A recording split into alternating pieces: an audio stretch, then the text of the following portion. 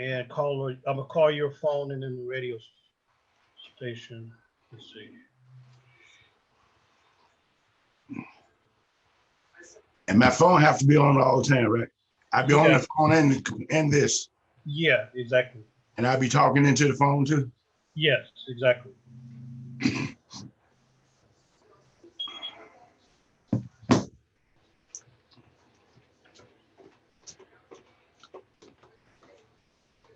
How's it going? It's going? So far.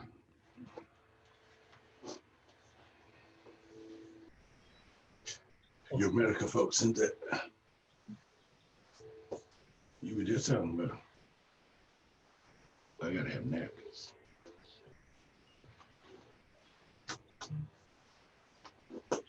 Okay, Sister Moon, I'm about to in a minute. We'll see if it'll show up live on his. Oh, his Facebook. Yeah. You can call my number. Oh.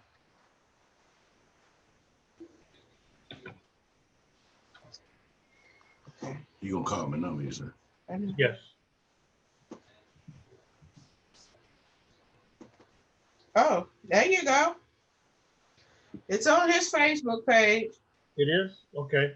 Yes. Oh, I'm on you. Let me get out of the way.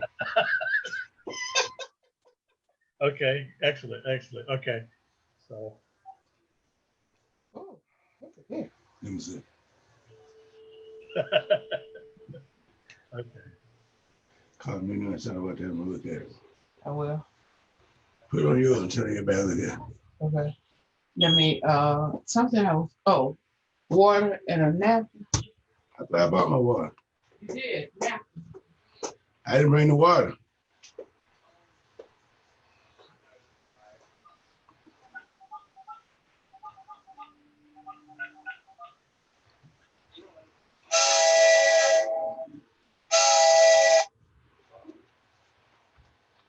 All right. Okay. All right. All right. It's a setting. All right. Okay, just a second. Please enter a number followed by the pound key. All right. Yeah, we're good.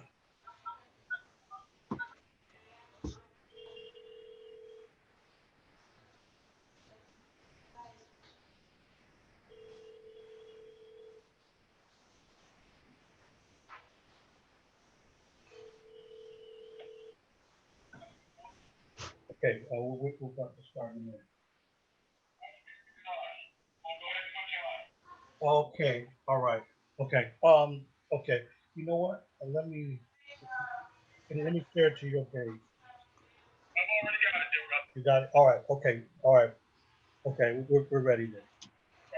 Okay.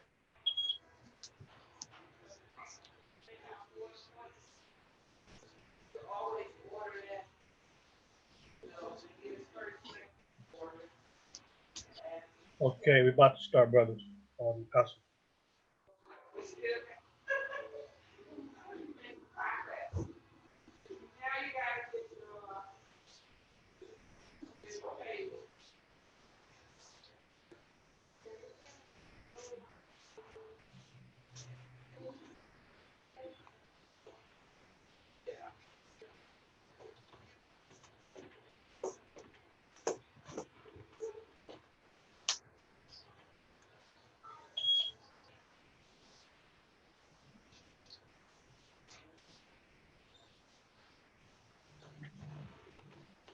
Ready?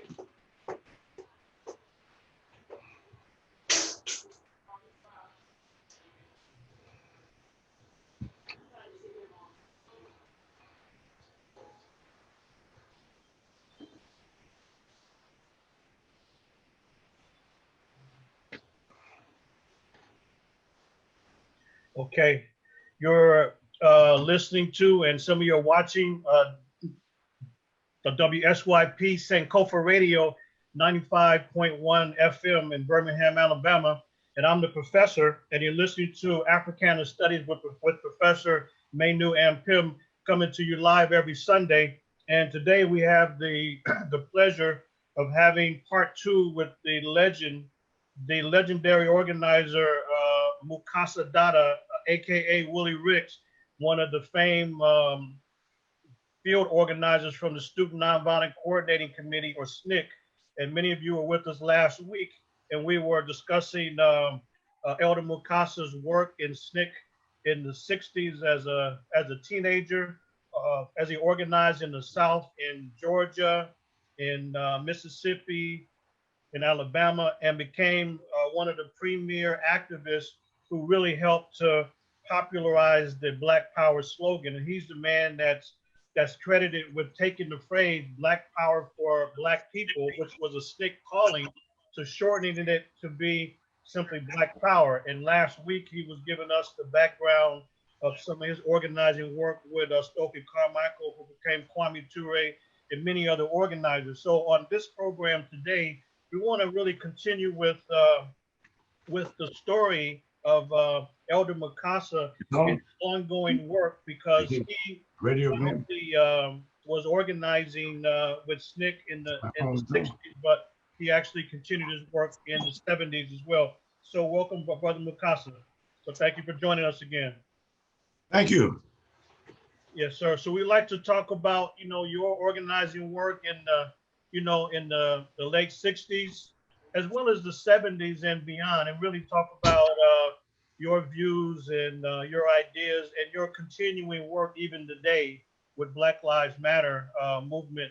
And you've been called the Reverend. People called you Reverend Ricks because you were the one that fired people up and got people moving. So you were really one of the most important organizers in the 60s. So we'd like to pick up with your ideas, your stories of that late 60s period, and then what you continue to do, organizing for not only Black Power, but also in the interest of Pan-Africanism, because you're one of the leading Pan-African organizers in the early 70s. So thank you very much, Elder.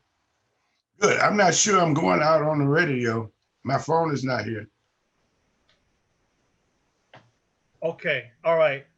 Am I going out on the radio? Yeah. So don't worry. We still got you. Okay. My name is Mukasa Dada.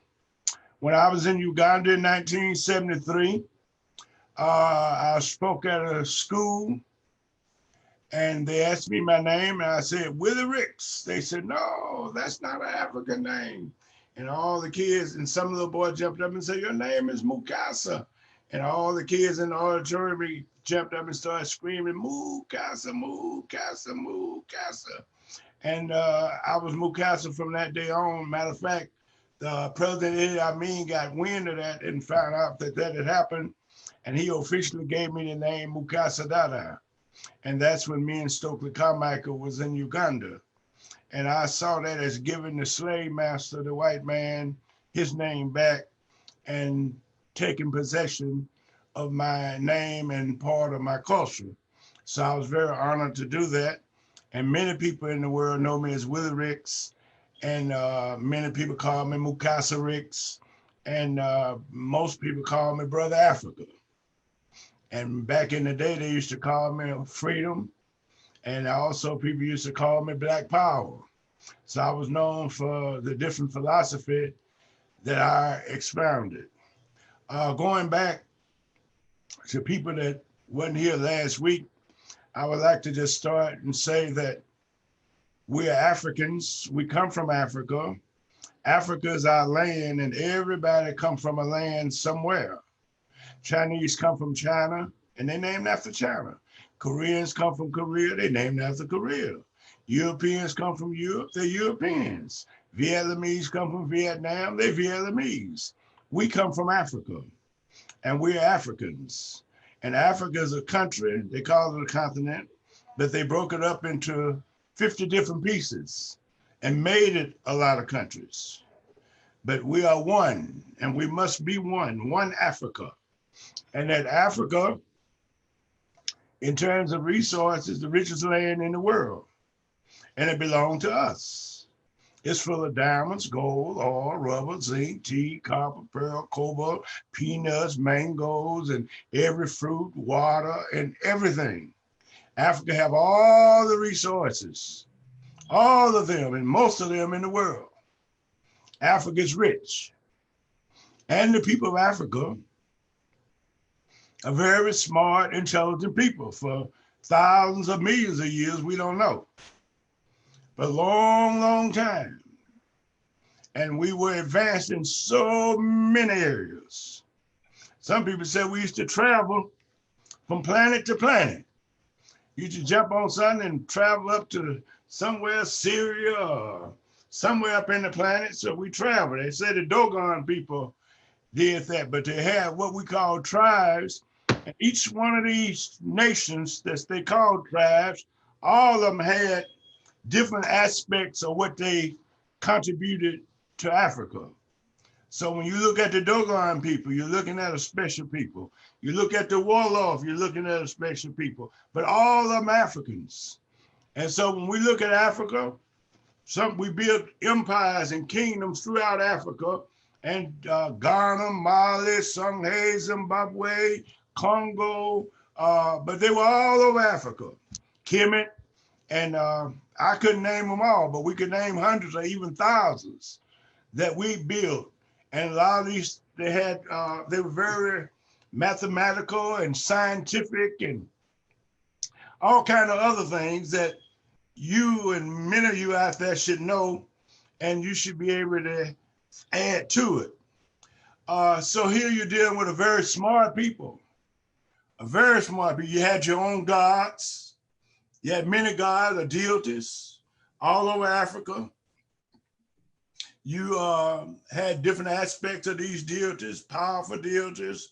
Some deities were more powerful than others. Some deities was over all the other deities. Some deities, and they predict and did different things.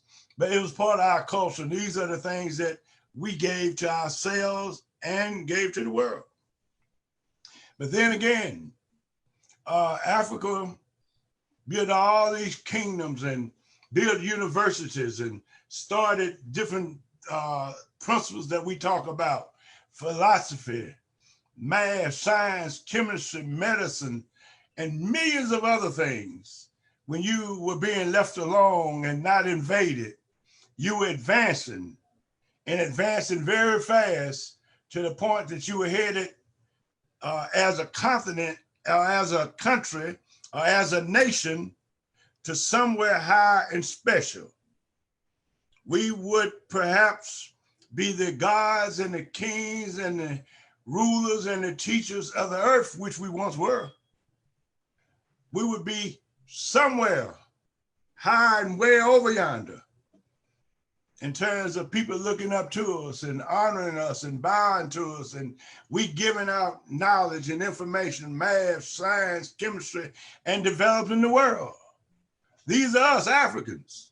This with this kind of hair and nose and lip. People look like us, but much blacker. And it was us. So we're great people.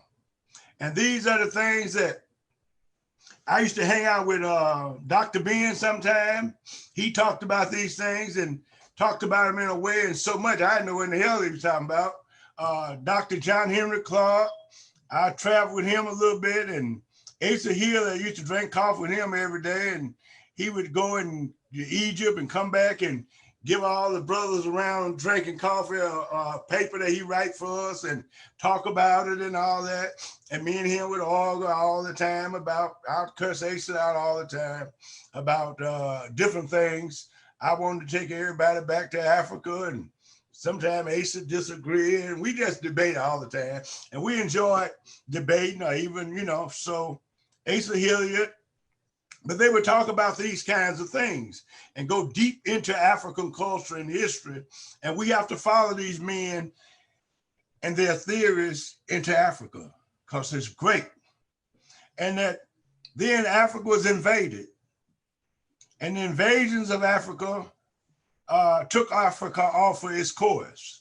One of the people and groups that invaded us were Arabs. They came to Africa and they spreaded their culture and took over our land, killed our people by the millions, dominated our land, killed many of our men.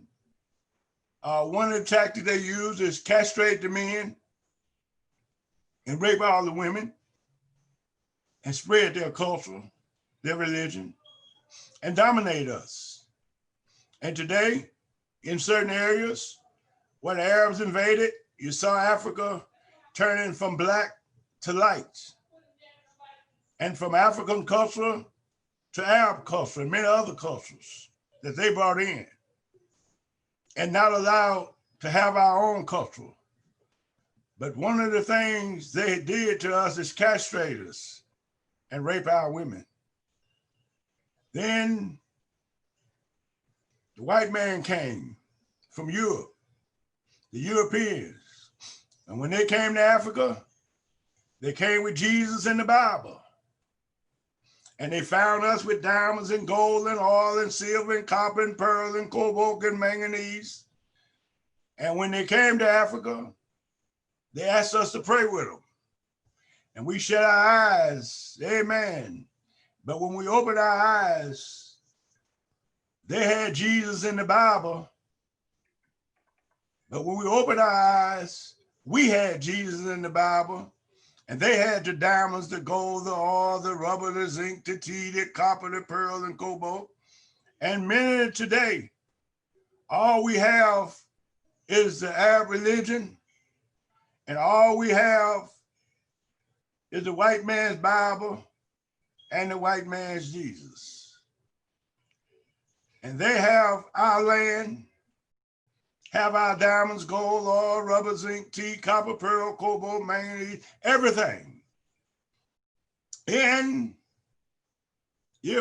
when we met the white man, when he pulled up on the shores of Africa, if we had met him at the water where he pulled up, if we had met him with our knives and with our hatchets and with our guns and butcher knives and chopped him up and stuck him and beat him and killed him and drug him and ran him back into the ocean with the sharks, we wouldn't be in the condition we're in today. When this man came to Africa, he killed us. In the Congo, Leopold killed millions. Some people said 20 million, 30 million, for how many million? We don't know. And they would make you work in the Congo. Congo is rich with everything. They would make you go out and get your diamonds, your gold, your rubber, your fruits, your vegetables, whatever it takes. And you go out and get it, and you bring it back, and they take it there, and then they put it on ships and send it to their families in Europe. And their families got healthy and rich and richer. And as they rape you, you got poor and poor and unhealthy. And Leopold and would work you so hard that if you didn't bring them enough of your richness to them, they would cut your ears off, cut your hands off, cut your feet off. Even in Belgium today, they got museums full of your hands and feet, full of your hands and feet and ears, where they demonstrate to the world what they did to you. But not only that, they went to Zimbabwe, a great kingdom, a great center for knowledge and development, where the people have lived for thousands of years.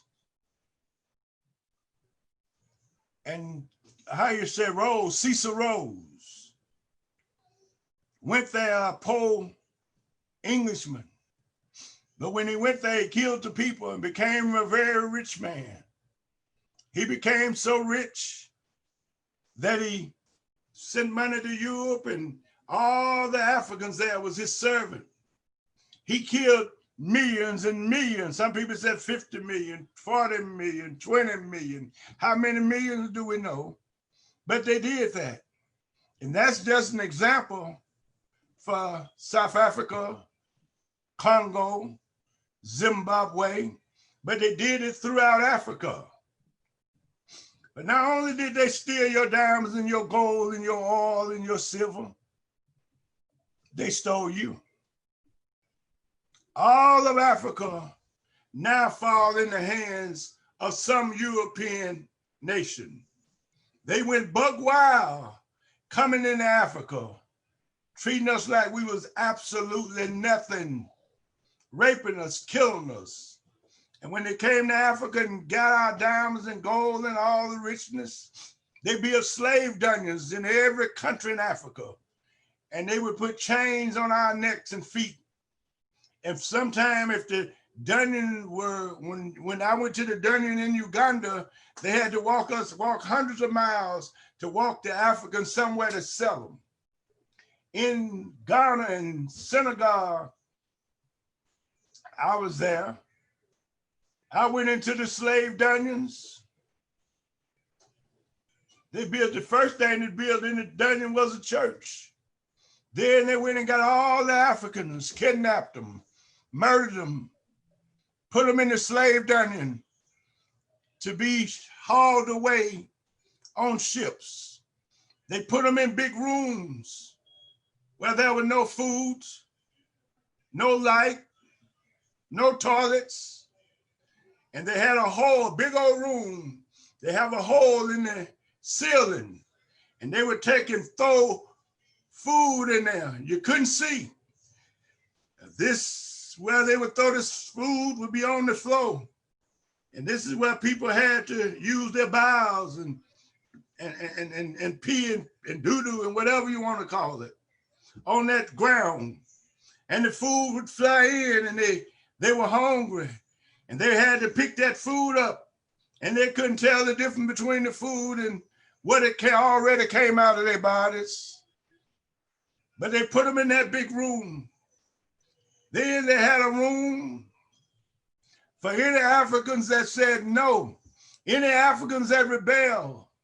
They put them in a big room, a certain room, and locked the door and didn't put food or water in it and let them die. I went in that room and laid down and died in Ghana. I laid right there like I was dead. Then they had to, anyway, there's so many things went on in the dungeons there. Brother Mukasa, and Brother Mukasa, in response to this criminal attack on Black humanity and African humanity, there was much resistance. So can you tell us about after the SNCC days, after the days of the Student Nonviolent Coordinating Committee, many of you went to Africa, as you mentioned, you changed your name, as many others did, to an African name. But can you tell us about your continued organizing work against this criminal actions, particularly the organizing of the All African People's Revolutionary Party? Because I know that in Guinea and Ghana, with Sekou Toure and Kwame Nkrumah, these leaders of West African countries, they were able to help guide you all to create an All African People's Revolutionary Party branch right here in the U.S. back in '72. Could you talk about your organizing in response to this criminal activity? Then after this, we want to take questions as well. Okay, and let me just finish that one little, I'll make it quick and get right there. Yes, but sir. They put you in slave dungeons. The door of no return was a door they go out of, you go out of and put you in the ship and you never see Africa again. When they put you on slave ship, the name of one of the slave ships was called Jesus, slave ship Jesus. And when they put you on these slave ships, they scattered you all over the world. Many of you went to South America, Brazil, and whatever. Many of you went to the Caribbean and South Pacific, Europe, and right here in the United States. And everywhere you go, they went to all these different areas and chopped it up in little pieces and gave each area a European name. So they gave all of us new names. We were no longer Mandingos. We've now become Americans, Jamaicans, and all these different names. Even in Africa, they renamed the continent of Africa and all the different countries. Like Cameroon, they saw some shrimps, so they called it Cameroon, means shrimps. So they named all different names. And then they were able to put us on them slave ships. And on the slave ship, the condition was so bad that many people jumped overboard and died. They threw you overboard. They would try and just murder you. And then at some instance, when they got you over here, they sold you. as just like you sell wood or lumber. And whoever bought you, that's whose name you had to have, they gave you. And to put fear in you, they would take Africans and chop them up in little pieces and make everybody eat some of them. So that's how they put the fear in you. They made you hate your hair, your nose, your lips, your skin, and everything about yourself. This is what they have done to destroy your humanity, your culture.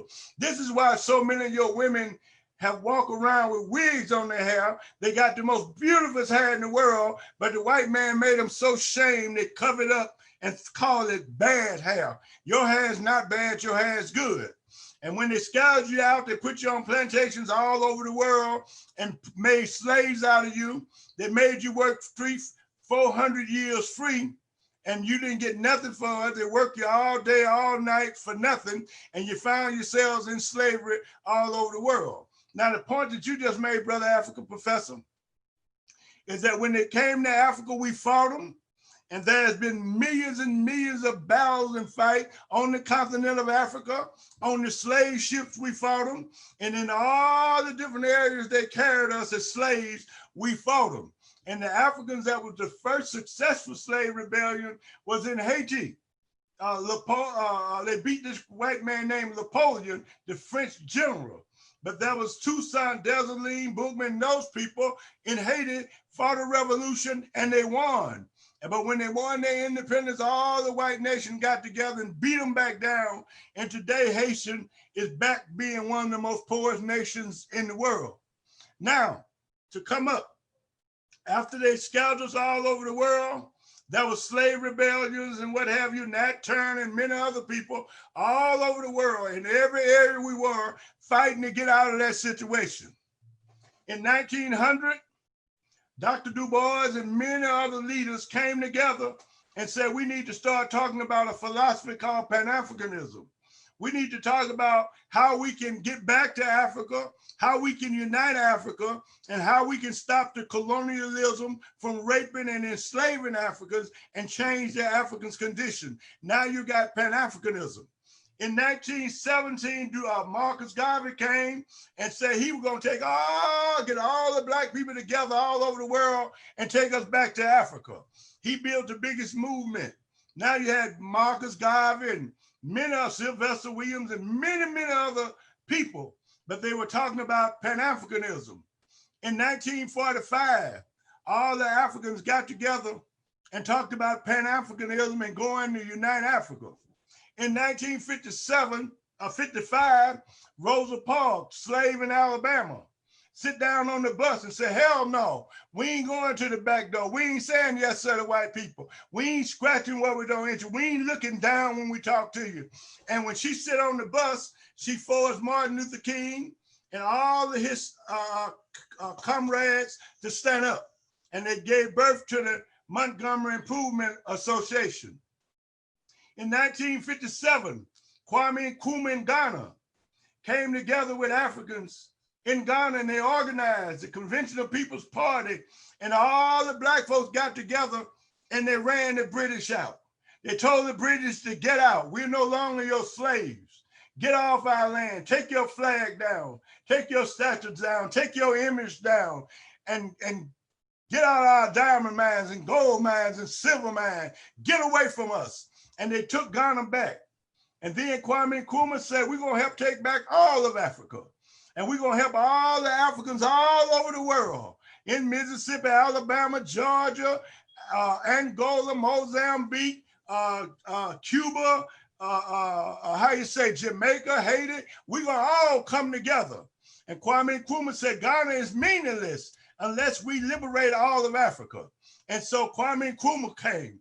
Then Kwame Nkrumah got independent. He started feeding other nations to get independence. He called Martin Luther King over there from Montgomery.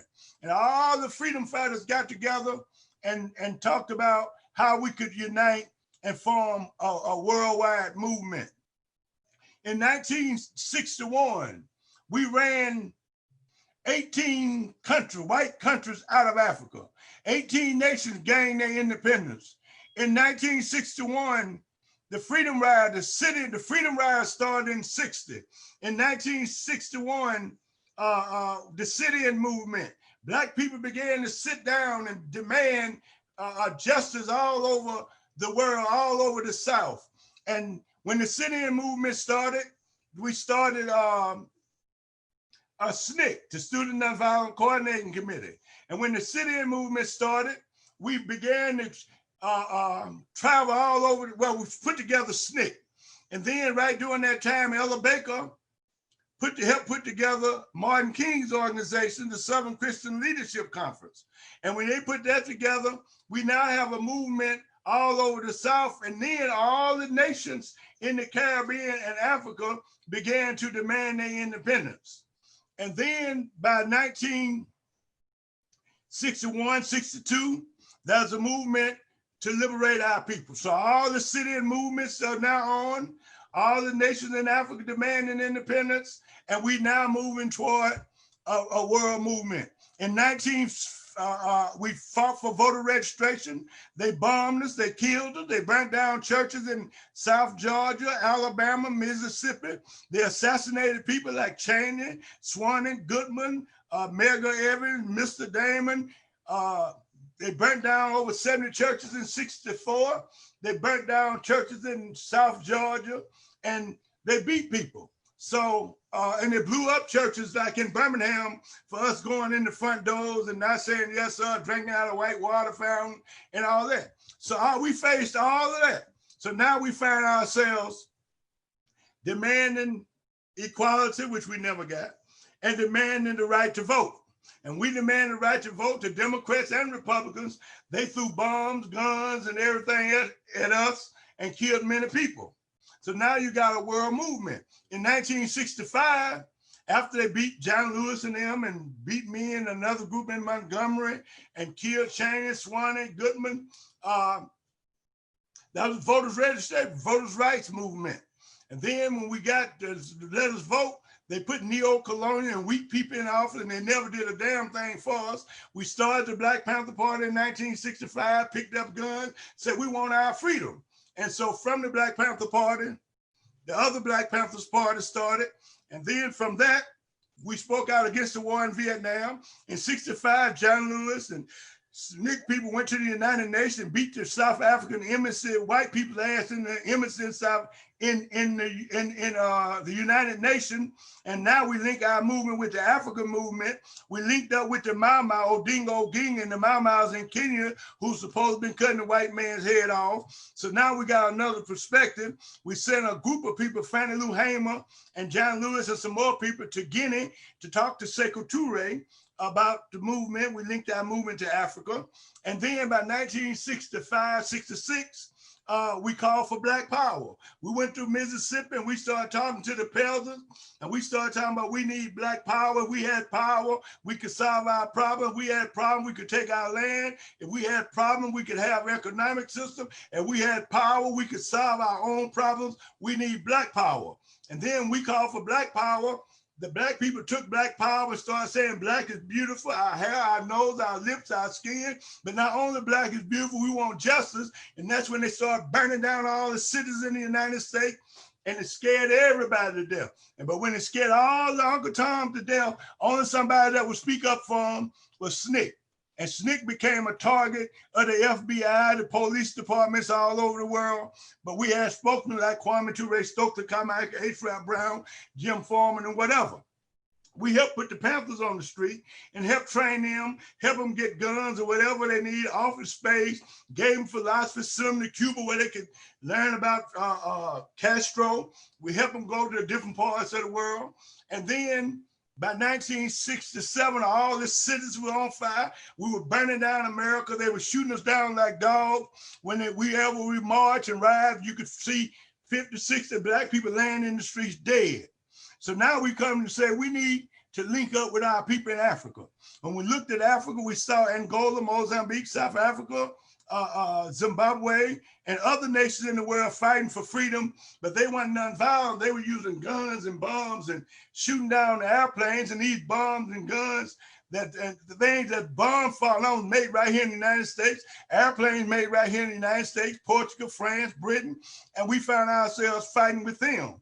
And we joined in with South Africa, we joined in with Angola, Mozambique, and we internationalized our struggle, and we began to see that we were fighting for Pan-Africanism. So our fight is for Pan-Africanism, and Pan-Africanism, as we define it, is the liberation of Africa, the total liberation, unification of Africa under socialism. So that's where you said you wanted me to go, Mr. Professor. I just wanted to lay a foundation for it, and now we can go to whatever. But our fight is for Africa. Our fight is for land. We realize that the Democratic Party ain't got a damn thing to give us. They don't do nothing but rob and steal and take from us. The Republican Party is the same as the Democratic Party, ain't but one party. They're all in the same bed. They do the same thing, and they want the same thing, fighting for the same thing, and fighting for imperialism and capitalism and supporting colonialism all over the world. And also, I want to say that Uncle Tom's came up too back in them days, and they helped try to help hold us down. Even Uncle Tom right today, they shoot at us, they kill us, they do whatever the white man tell them to do. Black police, black judges, black businessmen, they don't care about us, they just care about money. So we call these Uncle Tom, when they stretch out around the world, we call them neo-colonialists, and they got governments in Africa and other places, and they got guns and armies, and they hold the guns on their people while these people come in and take out the diamonds, the gold, the oil, the silver. They work you for nothing, and they put the police out here to hold you in slavery and to hold you down and to hold you back. The police is nothing to do nothing but protect the interests of the rich people and hold you in check. They're nothing but slave watchers and slave holders. That's why they treat you and us the way they treat us, and we can only stop it through revolution. So we need revolution, and it's time to fight. Our fight is for Africa. All revolutions are fought over land. If you ain't got no land, if you ain't fighting for no land, what you fighting for? Nothing. And we ain't looking for no good white man. Or woman. Yes, sir. We love it. So now, so Brother Mukasa, Elder Mukasa would like to also take questions. So if you have questions, you can put those in the, you can write those in the chat.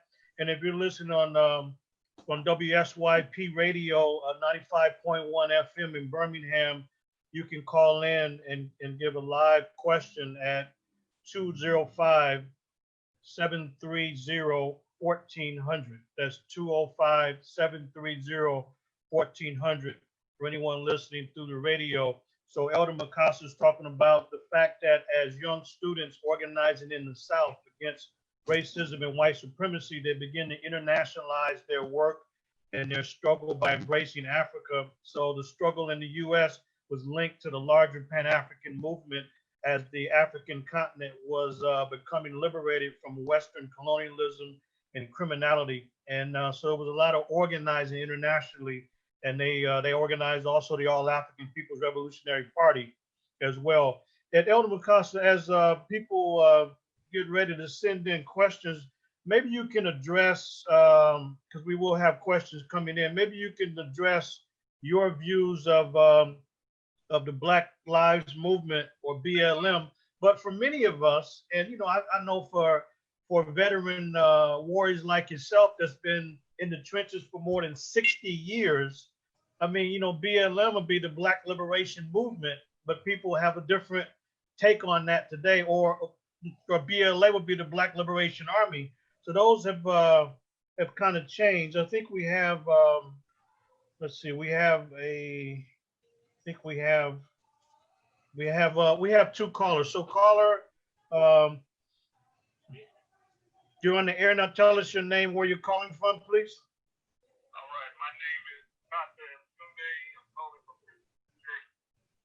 Okay, and what's your question, please, brother? Well, at first, I just want to thank Baba Mukasa. He was one of my teachers and one of my inspirations when I was at Morehouse College in Atlanta, Georgia. Uhuru.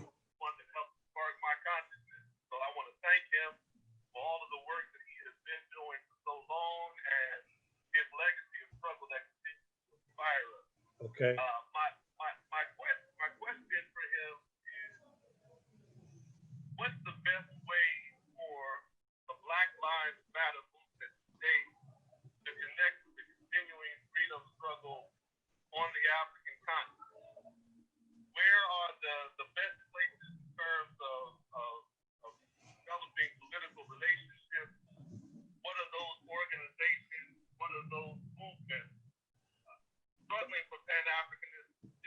that Okay. can help to perhaps transform the Black liberation, the Black Lives Matter movement today. Okay. So it becomes Pan-African in its vision. Okay. Thank you very much, brother. We appreciate the question. If y'all didn't hear, the brother was calling. He knows Elder Mukasa from Morehouse. Brother Mukasa said Uhuru, which means freedom. And but the brother's question was, what's the best way for the Black Lives Matter movement to connect to struggles in Africa today, so that the Black Lives Matter movement can be more aligned with Pan-Africanism? So can you address that, Brother Mukasa? Well, they're connecting through it by fighting. So keep fighting, keep burning down America, keep tearing up America, keep raising hell, keep bringing disorder to this country, and keep fighting for liberation. And you will come together and you will see other movements and people that's fighting all over the world. And we have to link you together and link up our little soldiers and armies that operate on different levels. We got some soldiers operate, we got soldiers and we got armies. Like Gaddafi had a major army, even had nuclear bombs. We hooked up with him, but he made a mistake and got rid of his nuclear bomb. That's why they bombed him and killed him. We need to get us some more. But we have to link up together, form an organization, and all of them have to be introduced to Pan-Africanism. All of them have to do liberation, look at Cuba, look at Venezuela, look at Zimbabwe, and look at the historical revolutionary movements of the world, look at China, Vietnam. And if you see what they had to do, you'll see what we had to do. And right now, the Black Lives Matter, they more mobilizing and not organized, but we have to bring organization to it where we can coordinate our activities. And even the little armies that's popping up all around, we need to organize them where we can coordinate our activity. And when one have to hit something, we all hit all over the world. And be like other forces in the world. When their nation fight, then their people that's all over the world, they're fighting. The Black Lives Matter really need Black power. It's not Black Lives Matter, it's Black power that matters. We need Black power. So Black Lives Matter, and you come on to Black power. When you come to Black power, you'll be fighting for Africa. And when you come to Black power, you'll come to Pan-Africanism. When you come to Pan-Africanism, you'll come to socialism. And when you come to that, you'll come to the redistribution of all the wealth, take everything that the rich people they got, because they stole every inch that they got, and give it back to the people that it belonged to. And that's the masses of the poor people of the world. All right, thank you, Brother Mukasa, for that. So Black Power matters, and that will lead to Pan-Africanism and then socialism. We have a second caller on the line. Caller, if you're there, could you give us your name and where you're calling from, please? Are you there, caller? All right, they may call back. So while other people will send in a question or call back in, the number to call is 205-730-1400. That's 205-730-1400. When you listen to Africana Studies with Professor Manu and Pim, our guest today is the legend Mukasa Dada, aka Willie Ricks, one of the premier organizers for the Student Nonviolent Coordinating Committee, who became an international organizer as well to fight against colonialism in Africa. Elder Mukasa, could you also talk about more recently, there are people that know you from your ongoing work in Atlanta. There was a sister that emailed the other day, says she remembers you from Spelman, and the brother that just called mentions you from Morehouse. But I know that you've had some challenges with this historically Black college, Morehouse, that you've had your share of being beaten and shot, and in the days of SNCC, but you've also had some problems at Morehouse. Can you also actually we have a so Elder, I want you to address that, but I think we have a caller on the line now. The caller, if you can give us your name and where you're calling from. How you doing? Oh, okay, That you have mentioned a couple of times.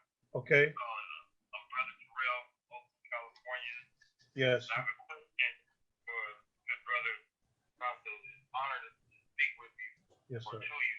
But my question is, for people who are trying to help the Black community and restore our culture and our excellence, how important do you feel is it for us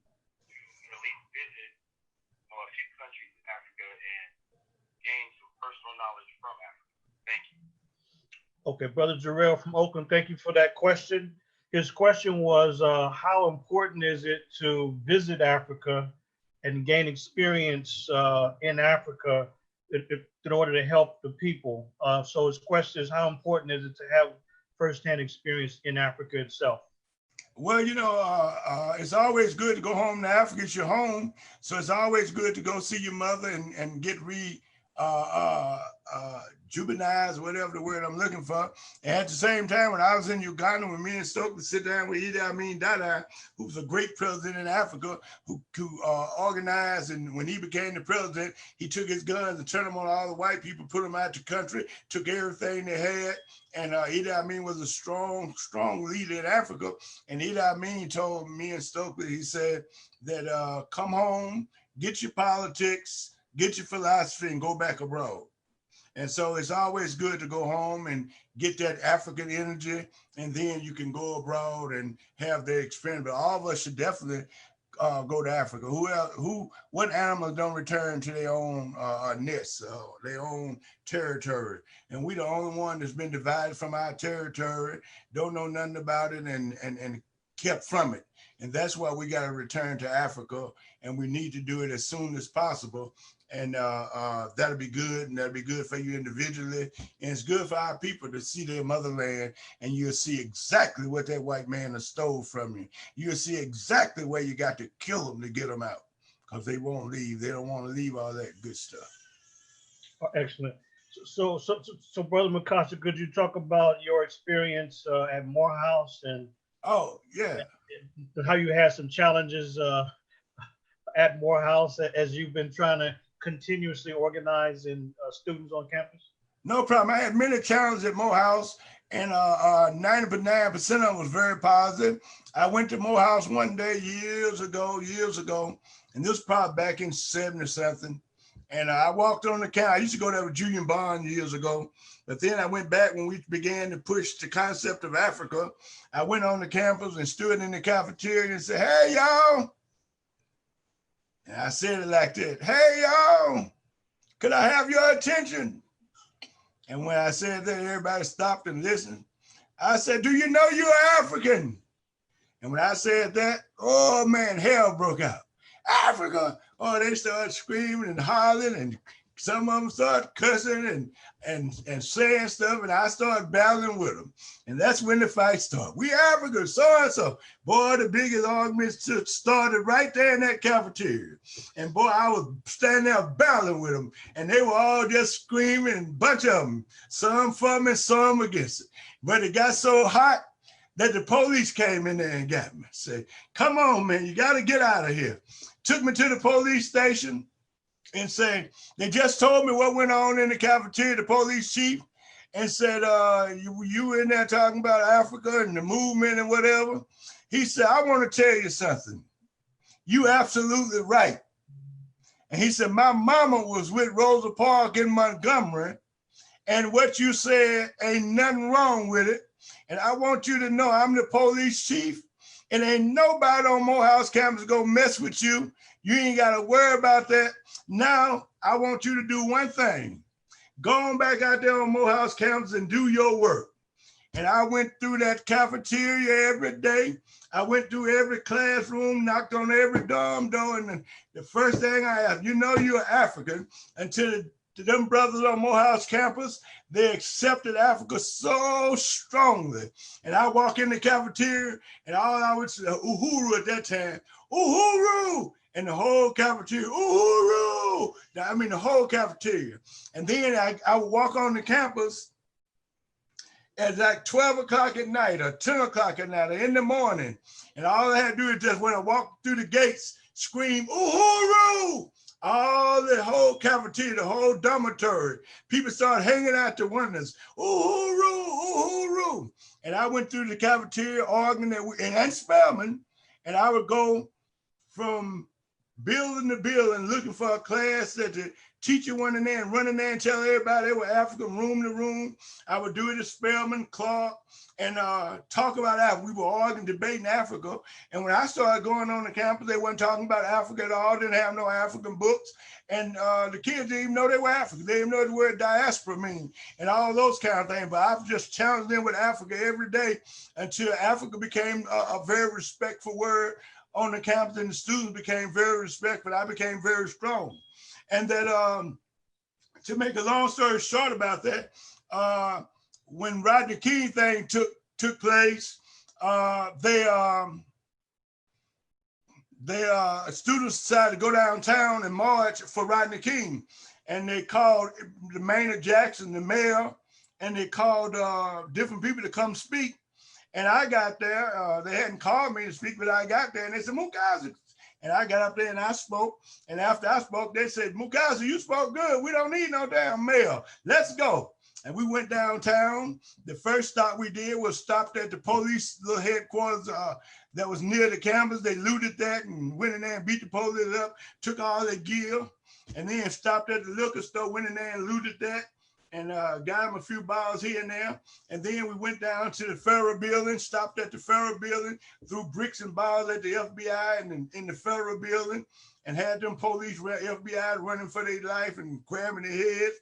And then went down to the governor's office, the whatever you call it, and we turned the governor's car over, set it on fire. The senators were walking out, crossing over to the Senate. We threw bricks at them and fought them.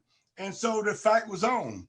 And that what happened is that because the students rebelled over that, the city of Atlanta, Maynard Jackson, and his police chief, they came down and they dropped bombs on Morehouse campus, and thousands, and Spelman, and all that tear gas got threw off the dormitory and kids had to come out. So 10,000 children came out and fought. And I was out there fighting with them. And then all the Uncle Toms ran out there. Andrew Young, James, Joe Lowry, and all this SCLC and the regular politicians ran out there to the students with a microphone saying, don't y'all fight. This is wrong. Throwing bricks and balls is wrong. And the students said, get the hell out of here with that Uncle Tom stuff. They read up there and grabbed the mic out of Larry's hand. And Joe Larry and all of them ran through the crowds of the students. The students ran through there, get the hell out of here. And they grabbed me and put me on their shoulder. And all the students at Morehouse and Spelman, thousands of them screaming, Mukasa, oh, ho, ro. So we fought many battles, but they saw how strong and respectful I was. And just to add to it, the next day, John Lewis, Andrew Young, and all the politicians in Atlanta, Mayor Jackson, Maynard, all of them had a meeting in Pascas. And the meeting where I just thought, I'm gonna go to Pascas and see what they're doing. I knew something was happening. And I got to Pascas, excuse me. When I got to Pascas, they were meeting to talk about how they were gonna throw me out of Atlanta and how to stop me and how to run me out of town. So they all met and said that they were gonna boycott me from Morehouse and try to stop me from doing whatever I was doing. And so I had to curse John Lewis and Andrew Young out at the meeting and call them Uncle Toms and whatever, and neo-colonialist puppets of the imperialists, but I did that. So I have excuse me. So they put the word out to stop Mukasa. So when I went back to the campus, they barred me off the campus, and when the police see me, they run up there with guns, telling me you got to get off the campus and all that. You're a bad influence on the student and all that. So one time, about 4 or 5 years later, I went on the campus. The police saw me. They beat me up. A teacher invited me to speak. They beat me up, broke my arm, and put me in jail.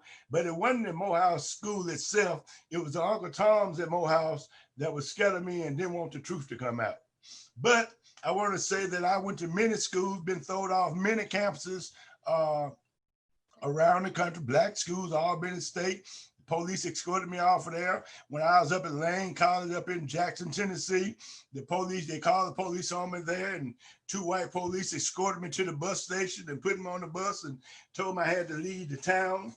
When I was at Alabama State, when Martin Luther King and all of us was up there, I went in there and took over Alabama State, stood on the table in the cafeteria, made a speech about Black unity and civil rights, and all the students in the cafeteria marched out with me, and we started marching and picketing George Wallace and the Capitol in Alabama State, because Martin King was in Selma. We was attacking Alabama State, went down there and took over Martin King's church, Dexter Avenue Baptist Church, and used that as a staging ground because it ain't but a block from the Capitol. And we used that as a staging ground to demonstrate. And the Uncle Toms, they cut the lights off, they cut the water off, trying to get us out. But we brought in students from Tuskegee, and we used that as a staging ground to fight. And so they ran horses over, they beat us up and did a lot of other things, but the movement continued. And so I've been kicked off a lot of camp. When I was at Alabama State, I was out there talking. I used to be all over the school talking, and kids would gather around and talk. And one day I was out there and kids were demonstrating out there on the campus. The police came up there and started shooting. And when they started shooting on the campus, I confronted them, but they grabbed me and put me in jail. And I was in Kirby Prison in Montgomery for protesting and demonstrating on Alabama State's campus. So I was the president of Alabama State for about 2 weeks until the police came up there and took it back. And they know, and the little brother know, I was definitely president of Spelman and Morehouse and the AU Center when I was on that center, because I was giving them so much information and organizing so hard. I had more respect, and I taught harder than all the teachers put together.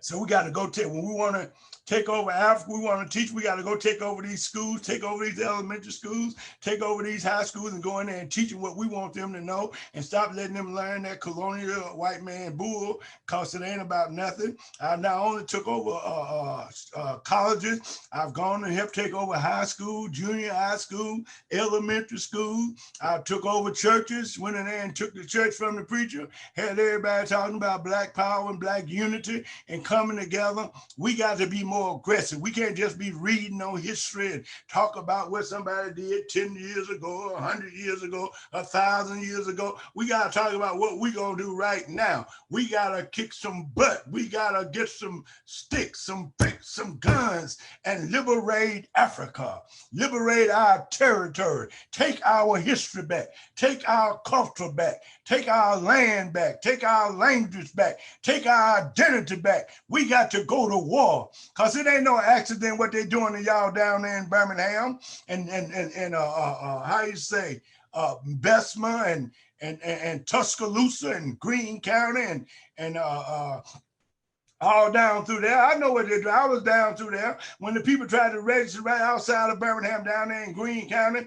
They put them off the land. Rap Brown was organizing down there.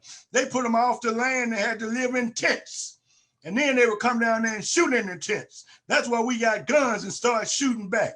And that this is the kind of treatment that we have had all down through Alabama. They beat people and killed people, beat the hell out the people in Selma, beat the hell out of us in Montgomery, ran horses over, beat the hell out of John in when they marched across the bridge. It ain't nothing new. They bombed us in Birmingham and put bombs in the church and killed them 4 little Black babies in Birmingham in broad daylight. They rounding up your daddies, your uncles, your brothers, putting them in these prisons, which ain't nothing but slavery.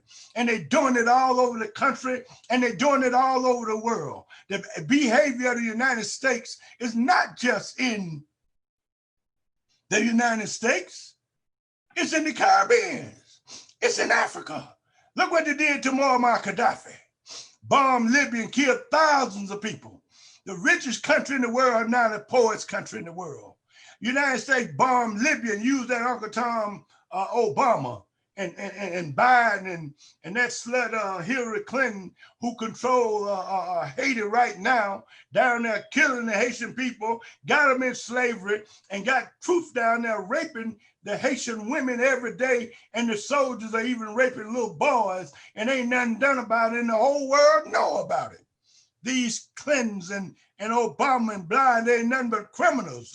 The Democrats, the Republicans, they're all part of imperialism, and they got to be stopped. They got to be stopped. Look what they're doing in the Congo, the richest country in the world. full of diamonds and gold and oil and silver and copper and pearl and cobalt and manganese and coltan. All the Congo is rich, but they raping the Congo, taking everything out the Congo, killing the people in the Congo by the thousands, by the millions, killing them every day. Thousands die every day, but yet they come from the richest land in the world. Got your women down there working down in the mines, and the women have to put hundreds of pound rocks on their head and walk up the mountain, out the mines, and get less than a dime or a quarter for doing it. So slavery still exists. In Libya, the United States stole hundreds of billions of dollars from Libya, took it from Gaddafi's government, hundreds of billions, and the people that are hungry and starving right now. They ain't saying nothing about that. Bush know about it, Clinton know about it, they helped do it. Obama know about it, Trump know about it, because they're all in the same bed. All of them, Malcolm said they all Canaan. All of them work for imperialism. Ain't no such thing as a Democrat or a Republican. You got a cracker government and it's raping, robbing, and murdering around the world. And the only way to stop it, the only way we can begin to talk about solving our problem is Pan-Africanism. Talk about uniting with our brothers in Brazil that they're killing right now. Our brothers down there in the coconut revolution, Bougainville. Google coconut revolution, look at the hell the black folks catching down there in Bougainville. The coconut revolution, read about it. Read about the PAIGC in Guinea-Bissau, how they win election and then they come and bomb them and take the government back. Oh, everybody, ain't nobody voting. People taking guns and taking power now. You don't get no power through no voting. Damn some voting. Brother Mukasa, we have another question here. Oh yeah, always stop me for the question. Okay, you're listening and watching WSYP Sankofa Radio with 95.1 FM in Birmingham. Black Power, Birmingham. And I'm the professor, and you're listening to Africana Studies with Professor Mainu and Pim. And we come to you live every Sunday. And on today's program, we're listening to the elder, the legend, Mukasa Dada, aka Willie Ricks, one of the key organizers for the Student Nonviolent Coordinating Committee, or SNCC. And I argue that SNCC is the single most important student organization in the 20th century. So what he's been addressing is not only the SNCC days, but some people after the voting rights bill in '65, they kind of retired. And when the Black Power movement burst on the scene in June of '66, they kind of retired. But Brother Mukasa is indicating the ongoing work of many of the Pan-Africanists who were part of the Black Power movement, who began to internationalize their struggle as they embraced the African liberation movements. So the question we have, let's see. Now, if you're listening to WSYP Radio, then you can call in to 205-730-1400. That's 205-730-1400 in the Birmingham area. And so, Brother Mukasa, the question, it's kind of multiple questions, but this question here is, how do we break away from mainstream ideologies of the current capitalist society? In other words, what would you recommend? How do people effectively break away from the mainstream capitalist ideas? I'm not sure, maybe the person's teacher, but certainly working with people wants to get ideas about how to break away from a white supremacist doctrine, racist doctrine, and capitalism. Well, we got to start teaching our people and educating them and letting them know what capitalism is and crimes it committed. Let them know it's born on slavery. Let them know that capitalism is a system where two people exist, slave and a slave master, have and a have not, an oppressor and the oppressor. And the oppressor always have to kill the oppressed. We, the oppressed, must kill the oppressor. And the slave must kill the slave master and take back over what belonged to you in the world. And so if you want to know what you must do, look at what Cuba did and what they're doing now. Look at what Venezuela did and what they're doing now. Look at what Nicaragua did and what they're doing now. Look at the fight that the Vietnamese waged and what they're doing now. Look at what the Chinese did and what they're doing now. And look at what other nations, Eritrea and Zimbabwe, and look at what they're doing. And then you begin to see what we have to do. But we have to now begin to link up with our people all over the world. We can't just fight talking about African American. You know, damn African American. When you say African American, you're linking yourself to a slave master. I was enslaved by the folks that call themselves America. I'm French America. You were enslaved by some crackers call themselves French. I'm British America. I'm British so and so. You were enslaved by some crackers call themselves British. Don't identify with them, devil. You're African. You're a Mandingo. Oh, and be proud of it. So if you're gonna fight, we have to talk about liberating ourselves. We got to get organized. And if you're going to get organized, you got to be fighting for something. Our fight is for Africa. And if you're fighting against capitalism and imperialism, then you're fighting for socialism, which will lead to communism. And it's the enemy that made you screech when you hear the word communism. They try to make communism look like something bad. But if they make it look bad, then it must be good. Our fight is for Africa. And if you're fighting against capitalism, what do you say? Okay, no, this is okay. So we got another caller. Sorry, Elder. So caller, if you could give us your name and where you're calling from, please. This is Gregory Dorr. I'm calling from Savannah, Georgia. Okay. Are y'all aware of Dr. Robinson? Dr. Robinson, where in Atlanta? I think he's at Alabama State. He taught Yeah, I know Robinson. I helped him put together the African American Studies Department. I helped him put that together. Civil Rights Museum they building. Yeah, I was with Mukasa at Morehouse. I was that freshman class that gave him all that hell that he ended up being a true historian for everybody. Everybody loved him now. That's right. And I love all my Morehouse soldiers and wherever I found them in the world. We've seen some of the deepest crises in history, in Black American history. This recent epidemic problem with George Floyd and the riots breaking out, innocent people being killed. This is my problem with the rise of supposedly Black Lives Matter.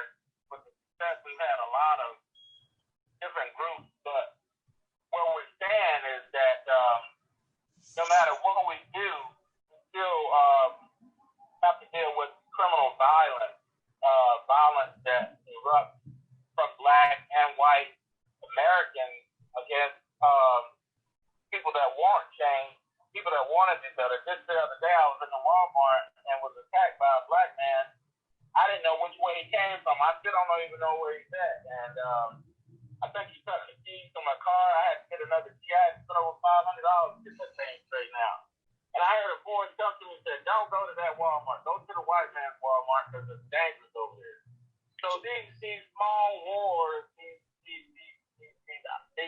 America is an underground crime, and it showed after we get all the funerals, all the marches, all the gatherings. Look at what happened. Okay, so even in Atlanta at Wendy's, and yeah, just ongoing. We are too destructive, but it's not our fault. When you suppress so long, yeah, that much slavery, and don't have money and food, you know, it's the bitterness that continues to come out. But when we knock down the government and we defund the police, we create more of that violence. So it's kind of like a no-win situation. We just got to keep our eyes open and stay within our families and try to keep moving on. You know. So thank you for your comment, brother. So still don't have a vaccine yet. Yeah. Let's leave it at that, brother. Hey, brother, so we appreciate your comments, Brother Greg, and the comments well taken. And but look, brother, let's face it, there's always going to be contradictions when you're in a protracted struggle against the enemy. So you're going to have those kind of issues. So what kind of issues? Talking about where you fight back? Where you burn down Walmart, where you burn down these stores, we're going to burn down all the shit. Matter of fact, all this shit need to be burnt down.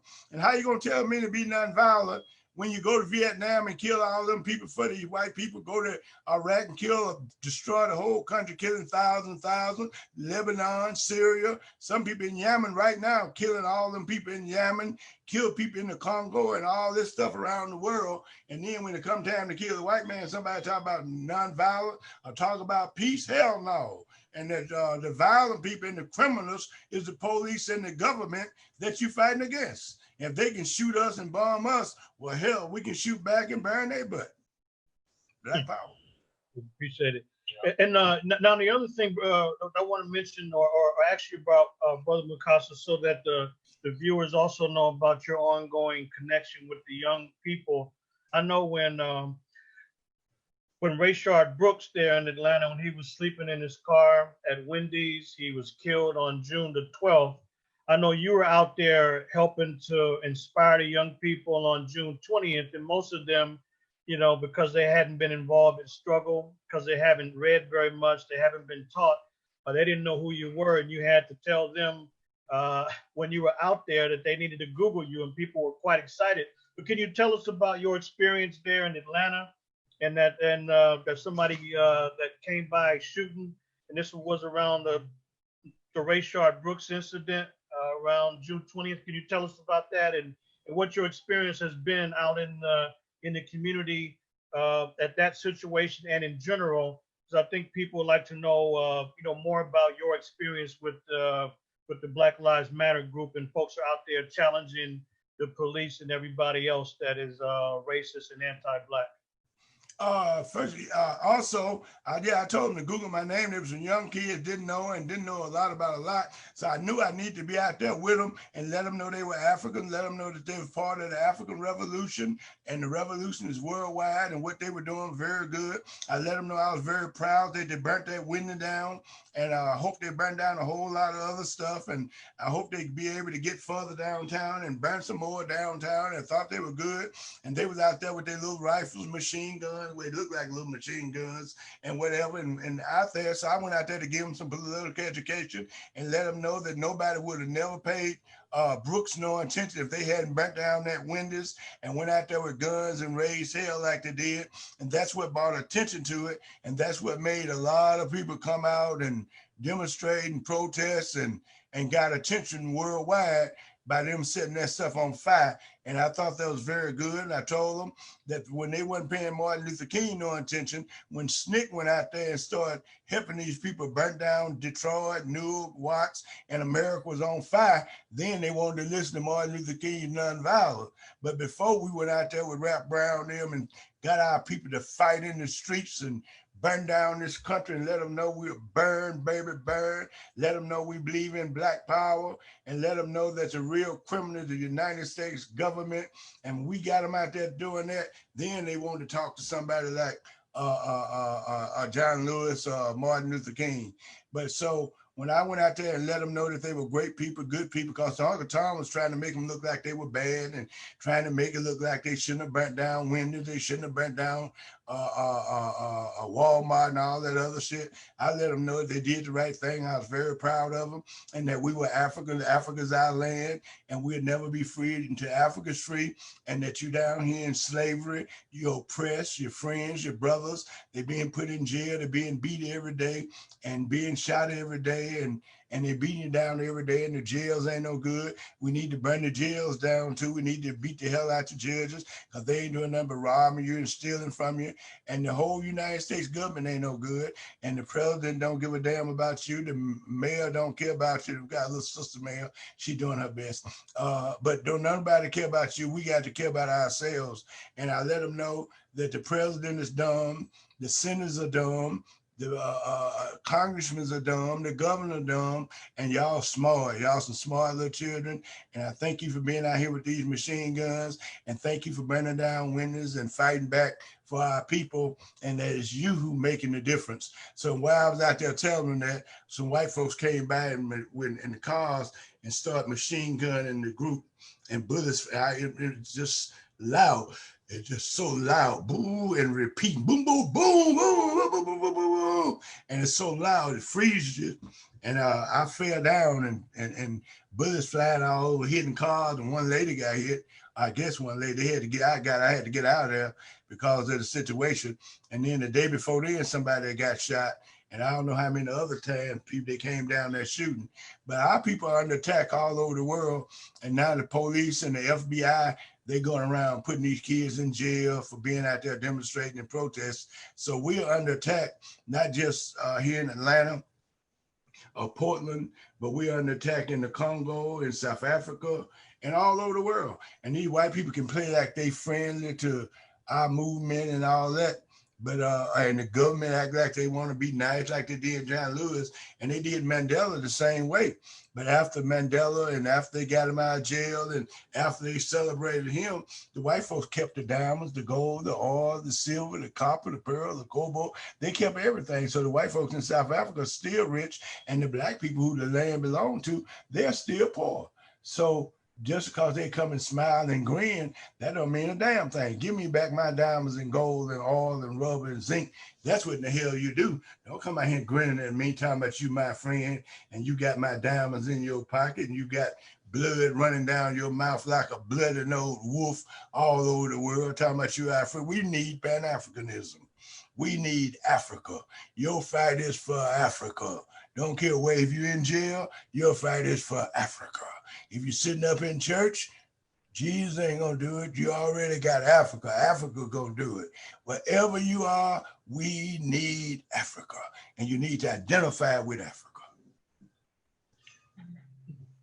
Brother Mukasa, some of the organizers from the SNCC days that continued to that had a major impact on your development and the development of other young people.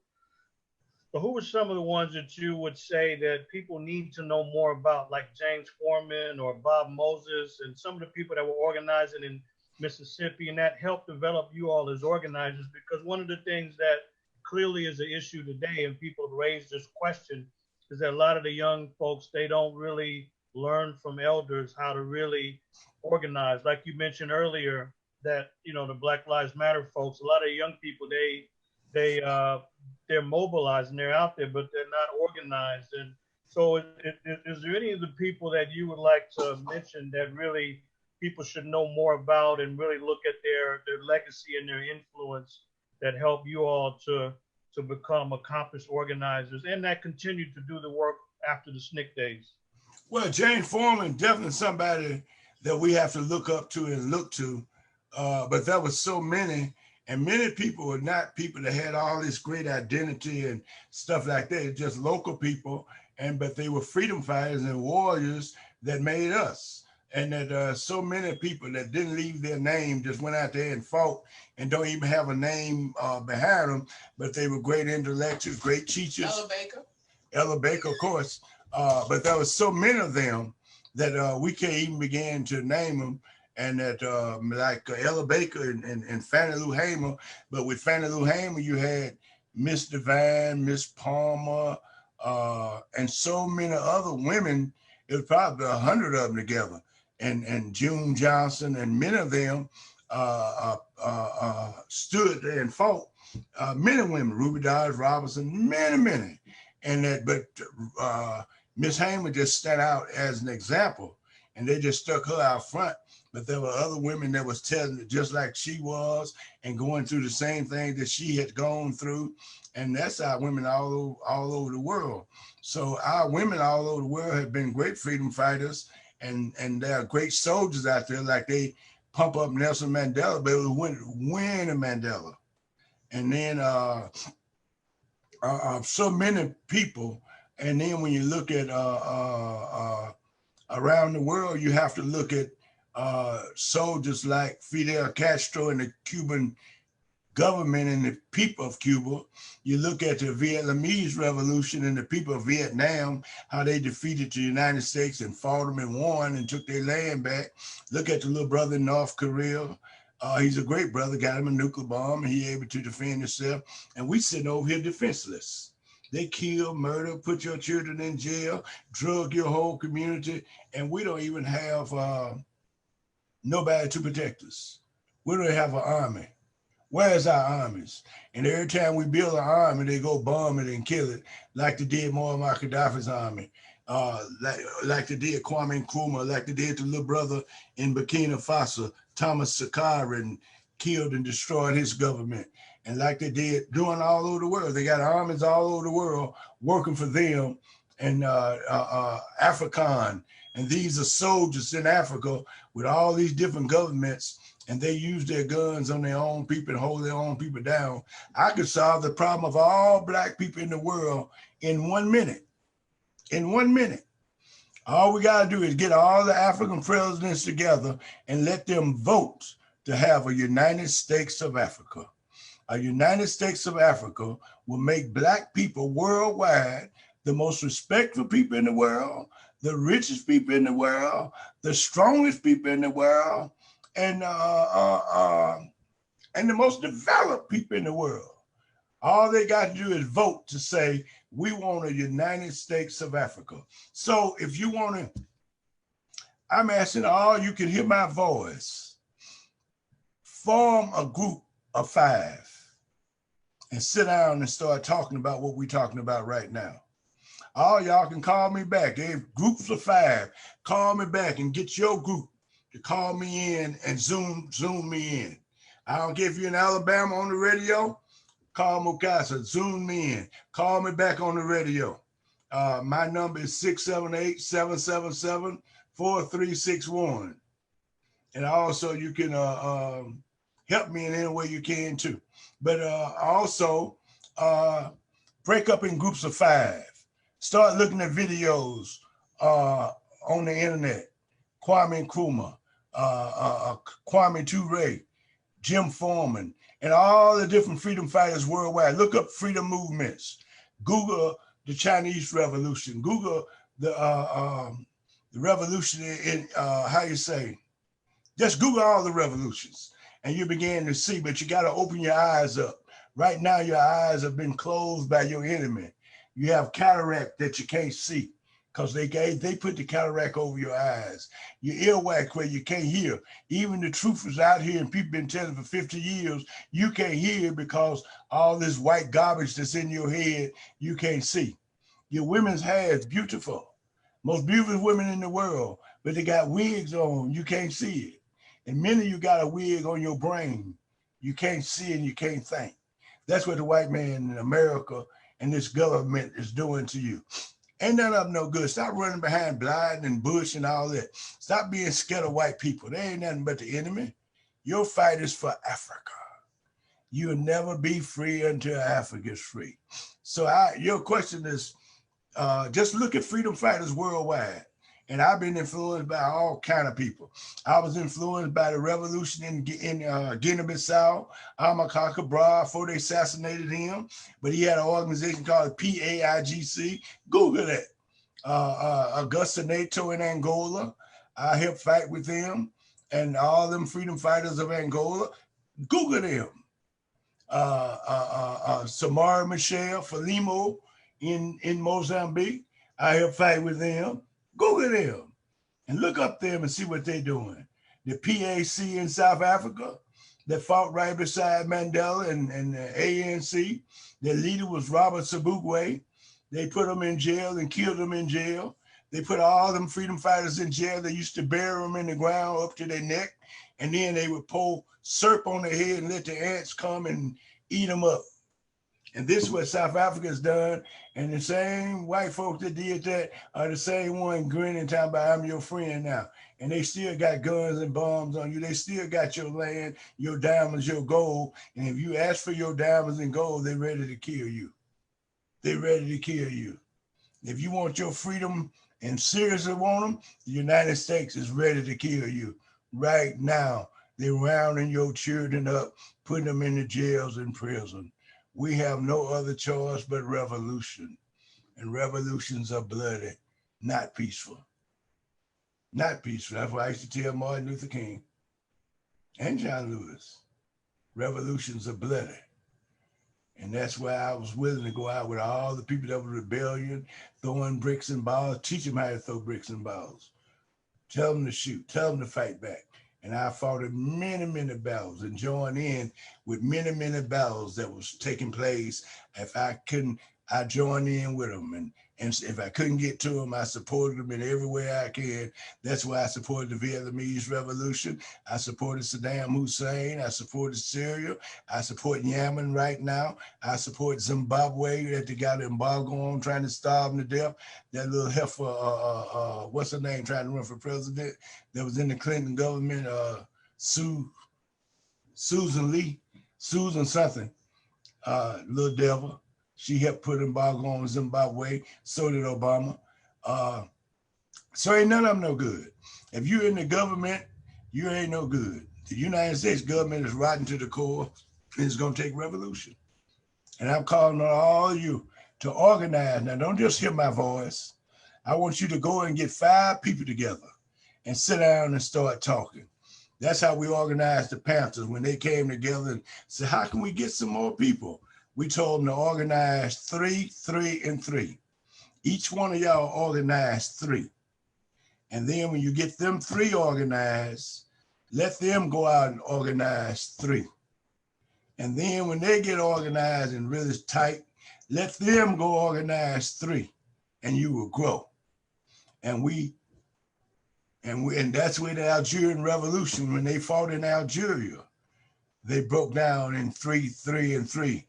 That was over there with France Fanon and Ben Bella. And now I'm asking you to break down in 5s. 5, 5, and 5. Get 5 people together. I don't care who they are. And y'all start sitting down, talking together, discussing together.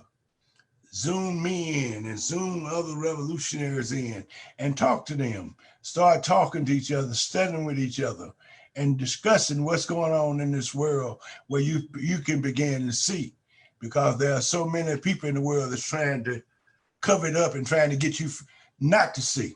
They don't want you to see. And so many people come and be on the enemy side. They're blind. And anytime you expose them to this evil system, they run from you. So I'm asking all y'all, Google my name, Mukasa Dada. Mukasa Dada, Mukasa-Dada, and then call 5 more people and tell them to Google it, because we got to expose and teach people and teach as many people as we can. And also, if any of y'all want to be a supporter of what I'm doing, you can, I have a Cash App. It's called Mukasa Ricks, R-I-C-K-S, Mukasa-Dada, and you can go to Cash App and put my name in, or you can put my telephone number in there, 678-777-4361. I need your support, but I need your help. I can't do it by myself. I've been out here 60 years, never got a penny for it, never asked nothing for it. Years ago, I heard a man, freedom fighter, make a talk, and he talked about something in the Bible where somebody said, I'll take the crumbs. Some people got to have diamonds and gold and richness, but I'll take the crumbs. And I took it from there. I said, I'll take the crumbs. I went to SNCC, through the All African People Revolutionary Party, never got paid. And the money I would get, I would give it to the party because I thought it was I knew it was for the liberation of Africa. And I never have nothing, zero. But I know that if I'm going to Guinea-Bissau or going to travel or going to move, I got to have help. I need your help in every way. All the skills you got, whatever it is. If you can just cook a piece of cornbread, if you can drive a car, you got 1,000,000 talents, and all those talents can be used for the revolution. I need y'all. Please help me. Help me fight. Help me organize. Go and get 5, 5, and 5. And I'm saying that to say that SNCC always used me as the emergency speaker. When they wanted people to march and demonstrate and protest and go out and raise hell, face the police, face death, face bullets, face dogs, face jails and billy sticks, they called me to get up on the stage to speak. And I would walk out to churches sometime with 50 or 100. When I did that in Americus, Georgia, we walked out with over 100 or 200 people. And when they marched downtown that night, about 10 o'clock, for freedom, the police, the sheriff, and posses came into town and they beat them. They bust their skulls, they bust their ribs. They beat them and threw them on garbage trucks. Little children threw them on the back of garbage trucks and put them in jail and took them out into abandoned prison and threw them all in prison. Little girls, 8, 9, 10, 12 years old. And they say, and then we exposed them. Dick Gregg, they said wasn't no violence. When we exposed them, they said we were lying. And Dick Gregg was on television one night. And he said that they say in Americus, Georgia, there was no violence, but we had slipped into the jail in the prison and got the little children bloody clothes, little bit of children bloody clothes. And he held those bloody clothes up on television and exposed Americus, Georgia. Google Sumter County movement or the Americans, Georgia movement. Look what the violence that we faced. Look at the violence we faced in Moultrie, Georgia. They beat my teeth out of my mouth for drinking out of a white water fountain. And I sat on death row with holes in my head and bruised body where they beat me with the butt of rifles. And Sammy Young Jr., my friend, went into a bathroom that said white only in Tuskegee, Alabama.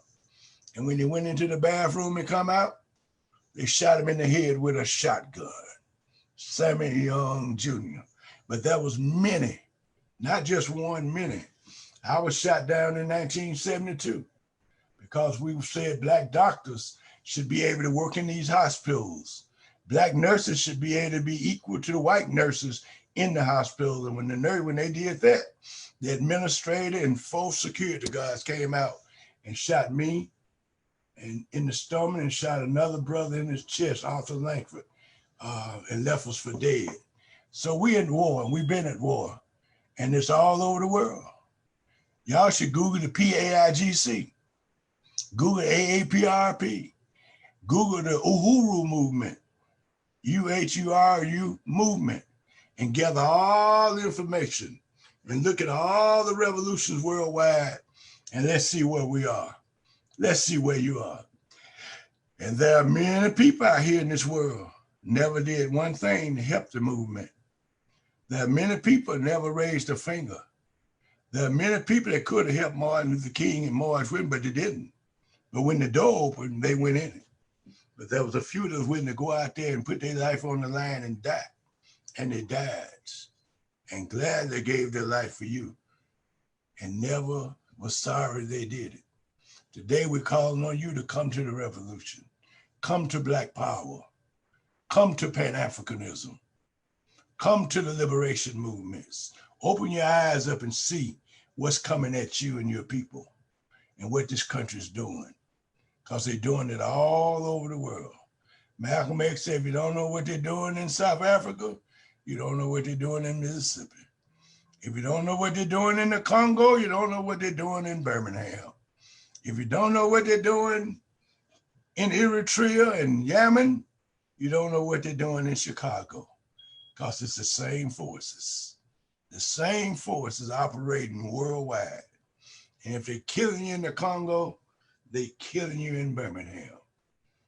They're killing you in Atlanta. They're killing you in LA and all that. You out there in that confusion. But you gotta, if I was you, I wouldn't be a slave any longer. I would step forward to the revolution. Make up your mind now. We need you. We need you so bad. So many of us dying and falling. Brother Mukasa, we thank you. Now we have, we're going to stay live on Facebook, so we're going to continue. But for those of you who are listening on WSYP Sankofa Radio 95.1 FM in Birmingham, you've been listening to Mukasa Dada, or formerly Willie Ricks. He's put out the call. You can support him. You can go to Cash App, put his name in, but put in Mukasa Ricks. Mukasa Ricks Cash App, and you can support his work, because as Kwame Ture said, a true revolutionary is on the front lines during the battle, but they're in the back of the line when it comes time for rewards and money and all of this. So he hasn't asked for much of anything at all. He hasn't asked for anything, but he's asking for the community to support his ongoing work. So you can go to Cash App, Mukasa Ricks, or you can put in the phone number 678-777-4361. That's 678-777-4361. So on the radio side, you've been listening to Africana Studies with Professor Maynu Ampim, and my guest today has been none other than the legendary Mukasa Dada, formerly Willie Ricks. We're going to be back next week with Africana Studies. So be back right here next week, and we'll continue to deal with our ongoing important legacy. So for those of you on the radio side, we will see you next week. Now, Black Power. You said Black Power. Black Power African, thank you very much. And long live the revolution. Get organized in the Ham and in Alabama and out there in Tuscaloosa, Greene County, and all down through Montgomery. Get organized. We got to fight, and you know we got to fight. You're catching hell in Birmingham, you know it. Ain't nothing changed. Matter of fact, it's worse than it was 50 years ago. Revolution is the only way. Ashe. Now, for those of you who are still with us, we're going to go a little while longer. Now, he's taking questions, so if you have any questions, you could put those in the chat. We are still on live with Elder Brother Mukasa Dada, and he's been discussing his ongoing work and the legacy of Pan-Africanism, which grew out of the Black Power movement here in the U.S. And just one thing for clarification, some of you who hear him referring to the Black Panther Party, when he's talking about the original Black Panther Party, he's talking about the Lowndes County Freedom Organization in Alabama, because they chose the Black Panther as their symbol. And this is the original Black Panther Party in Alabama that influenced the Black Panther Party for self-defense right here in Oakland, California, that was formed in October of 1966. So he's referring to the original Black Panther Party that he and others helped organize down there in Lowndes County, Alabama, which they call Bloody Lowndes. So it's a lot that folks need to learn, but it's not just learning for the sake of learning, because information without actualization is useless. The purpose of knowing information is to further the actions that have to be taken, and that's always been the revolutionary principle. So if you have any further questions, then you could put those in the chat. And Brother Mukasa, what would you say is possibly the greatest legacy for of SNCC? I mean, you mentioned Fannie Lou Hamer of the Mississippi Freedom Democratic Party and the Lowndes County Freedom Organization. So there's organizations that came out of Mississippi and Alabama, with the local people being at the forefront of this organizing. But what would you say, as you look now, 60 years later, more than half a century later, as the great legacy of SNCC? SNCC took individuals like Stokely, John Lewis, H. Rap Brown, Foreman, and Fannie Lou, and thousands of others, and by them being part of SNCC, it made them stronger in life themselves. SNCC organized in every city they went to. It started local organization and brought forward local organization and built local movements and gave the people strength and knowledge and information, and made people that would walk around with their head down to white people, taught them to hold their heads up, taught them to look white folks in the face and point their finger in the face, let them know they weren't worth a damn, you weren't scared of them, taught people not to be afraid. SNCC built many organizations and movement. It taught the youth not to be afraid. It built schools under trees and in churches and in the spare play, taught the people about the struggle, about the liberation movement, called them Freedom School. SNCC was able to lead all these people by example of being freedom fighters. We led Martin Luther King and his organization. We were much more advanced. Our soldiers were much more militant. We led all the militant groups of the 60s. We led them to Black nationalism. We encouraged the people in the 60s when they were burning the cities down. We led the way against war in Vietnam. We taught Martin King that he had to support that war and go against the war in Vietnam. We taught Dr. King that he had to be international. We taught Dr. King to be strong like we were, and we led him, we led the NAACP, even though they were scared of us and run and try to hold back or even side with the white folks against SNCC. SNCC spoke out for the Palestinian people. Like many of y'all scared to use the word Palestine now because the white folks don't allow you to. Palestine, they erasing it off the face of the earth, just like they're erasing the so-called nations that this country had, the so-called Indians had on this country. They don't allow you to even talk about them no more. So soon they don't allow you to talk about your own self, your own. Matter of fact, they don't allow you to talk about Africa.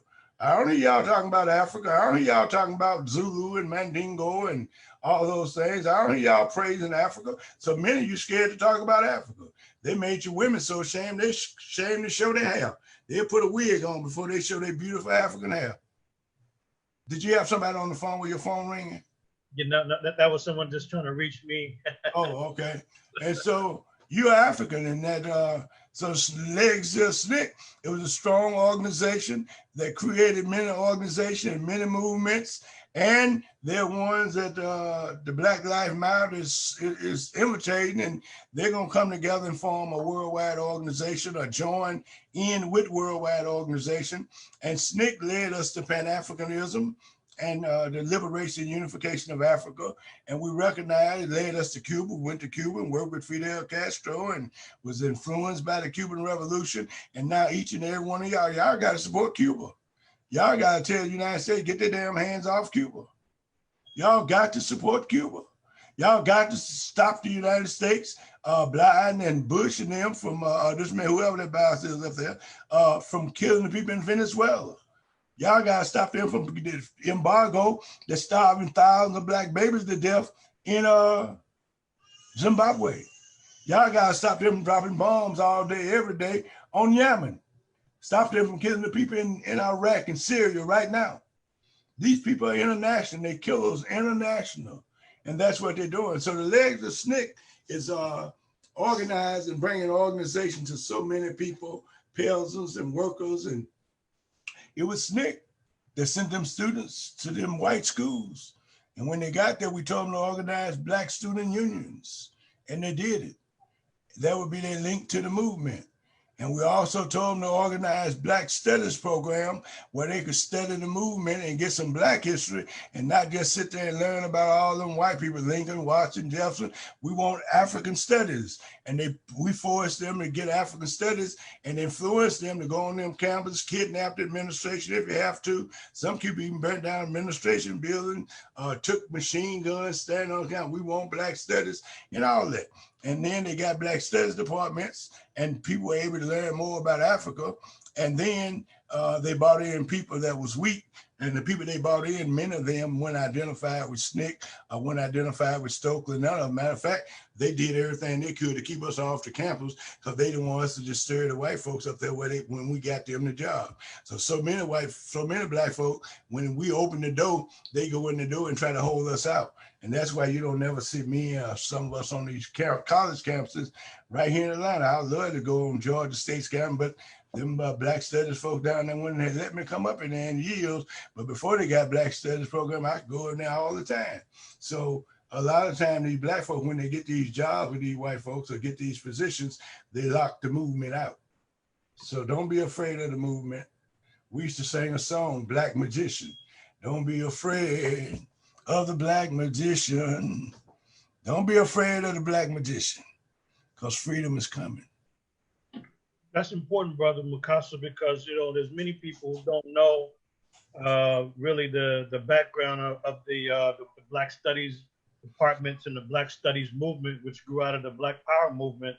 And so now, you know, so within a very short period of time, you had hundreds of Black Studies programs all over the country, high school, college. And now, you know, that great movement, it inspired many on college campuses to have Black studies taught by Black professors, and it spread all over the country. And now it's in decline because, you know, folks are not focused on that anymore. So after years of tremendous growth of the Black studies movement in the late 60s and the 70s, it's definitely been in decline. And there's very few academic programs anywhere in the country that have any focus on African civilizations. They don't have any, they focus on slavery, and that's it. So slavery and afterwards. And as you know, as your colleague, Brother Kwame Ture said, if you start your history in slavery, the best you can be is a good slave. And that's really where we are now in academia. People have, they've watered down the great movement in the 60s and 70s for Black studies and looking at Africa, the African liberation movements and you know, taught by progressive activists themselves. Now you got academics that are far away from the people in the community. So, you know, that's something that people need to know, that what we see on the college campuses today has nothing to do with the revolutionary spirit in which these programs were developed in the 60s and 70s. And based on what you said, I'd like to ask you a question. What would happen if you got a tree and you cut the tree down away from its roots? It's going to die eventually. It die when you cut it off from its source. So what they did when they got on these campuses, they cut themselves off from the movement and from the very struggle that put them there. They cut them off, and now when they got up there, they started dying out, and there wasn't no threat, and they the white folk now taking the money back from them. And that many of them were dirty. I remember so many of them come to me and ask me to help them write their books and stuff, and then they go and tell people that, don't let Mukasa on your campus, he get you in trouble with the white people, and wouldn't let me on them. I know a man down here, Jones, he's the head of the Black Studies Department. And I went to him and said, man, since you're the head of the Black Studies Department, why don't you call all your Black Studies folk to let me come on the campus? No, Mukasa, one of my colleagues say, you get folks in trouble with their white folks, and wouldn't do it. And after he had come to me and asked me to help him write his book, I helped him write his book on the movement, on Black Power, and Black Panther, whatever he wrote on. I helped him, and he locked the door. And so many come and say, I helped that boy in Lounge write that book, Blood and Lounge. I helped him write it. And he don't come to me, he didn't open the doors up. Don't open no doors for you. But they'll come and exploit you, get you to help them write your book, and then they get the hell away from you and go and say, you don't need Mukasa to speak. I wrote a book about Mukasa. I wrote a book about the Black Panther. I wrote a book. So they go and speak and they ain't got no connection. They don't get it right. Because we didn't tell them all of it. That little bit we told them ain't nothing. So these books are written by outsiders.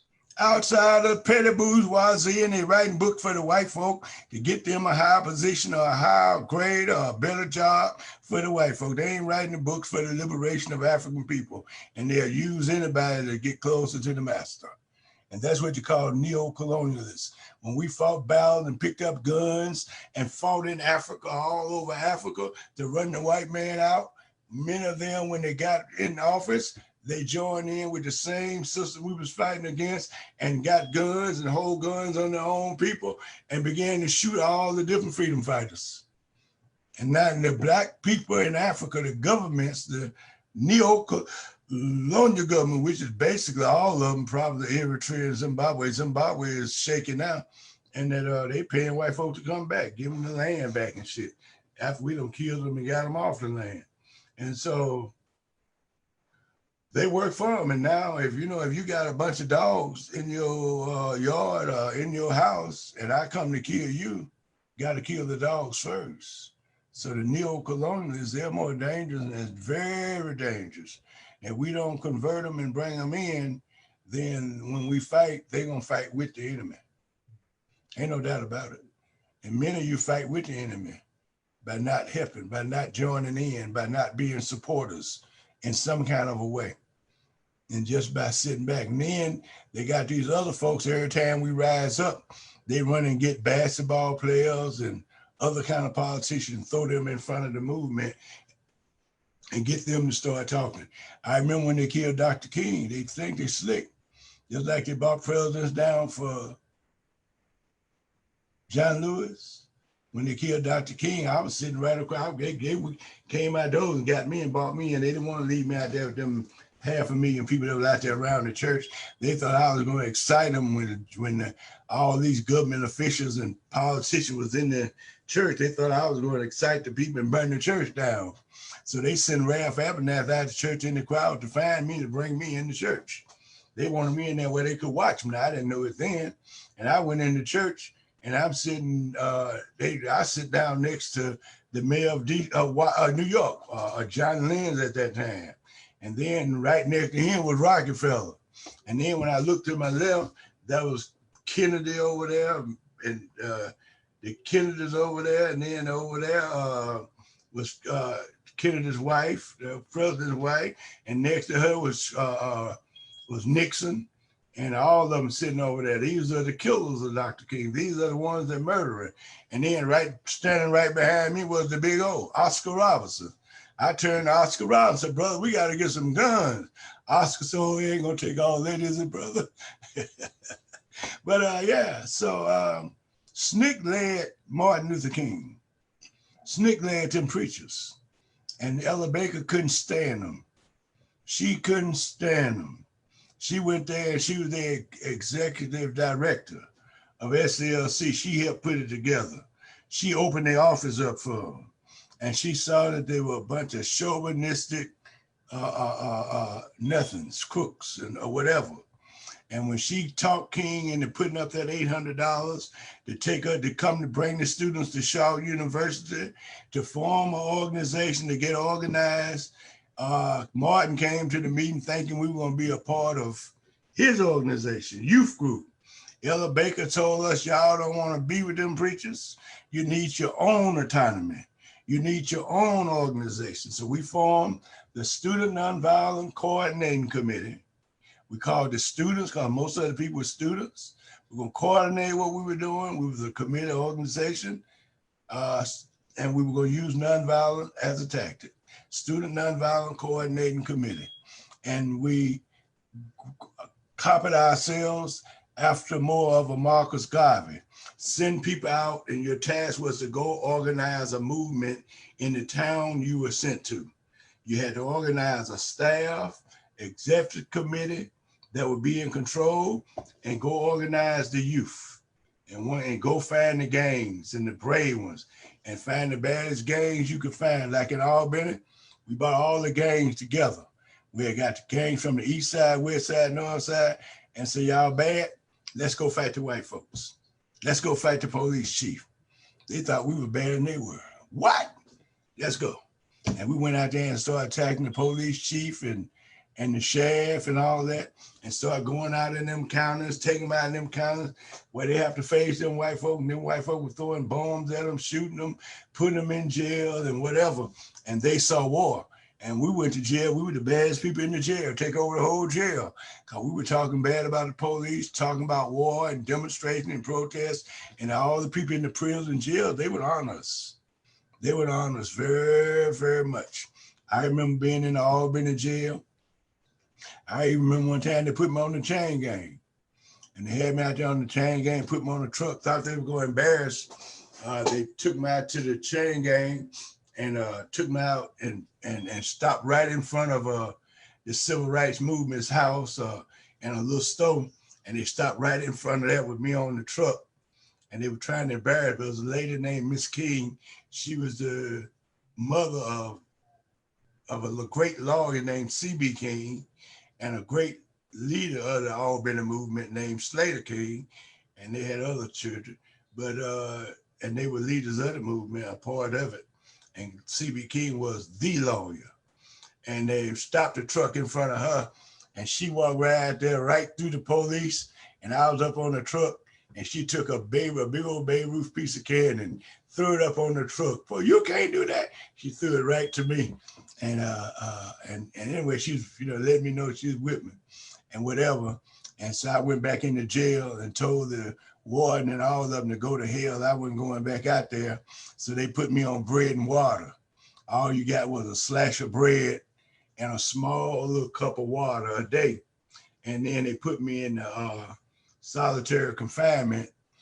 And when they put me in the solitary confinement, they put me in jail with a brother that was violent, extremely violent.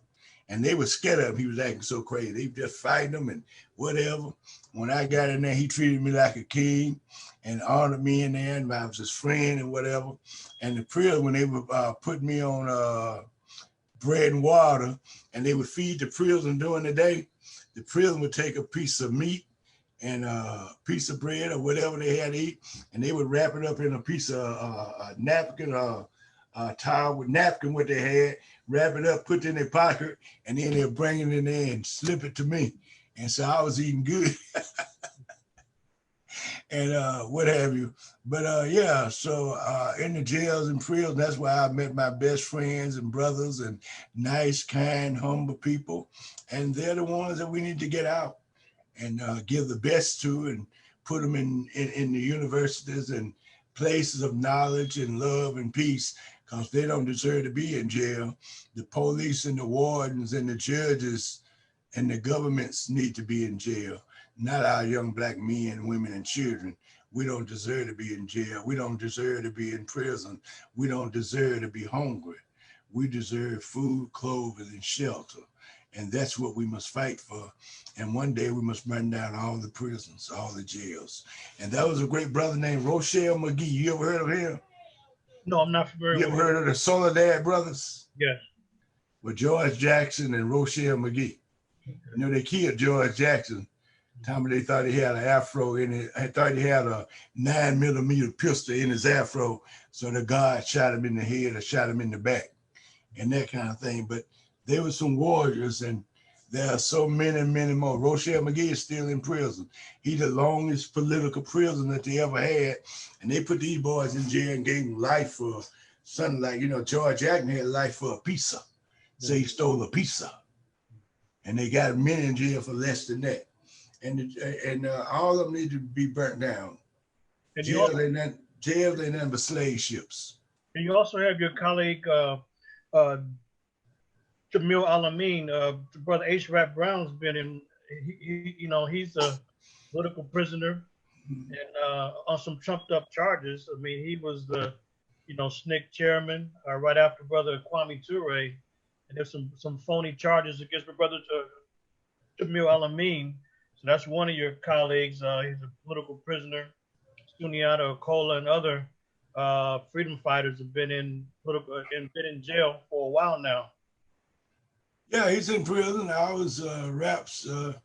SNCC talked about me being the chairman for a minute, but they chose Rap. I don't think they were serious when they were talking about me, really. But they chose Rap, and when they put Rap on the road, they told me that I was supposed to travel with Rap wherever he go, and I was going to train him on the road. I was Rap's trainer. And I traveled everywhere with Rap, and we went to a lot of towns, and everywhere we go looked like the cities would catch on fire and whatever. They were already on fire when we got there, or they were about to catch on fire, and we got there, they just started burning. But I was with him in those places, and it was good. And the first time I didn't go with Rap, he got shot in the head in Cambridge, Maryland. And that Rap had a problem. And his problem was he was about 7 feet tall, looked like 7 feet tall. And whenever he's among the people, he stood out like that tall tree. And white folks could spot him out. The police could spot him out.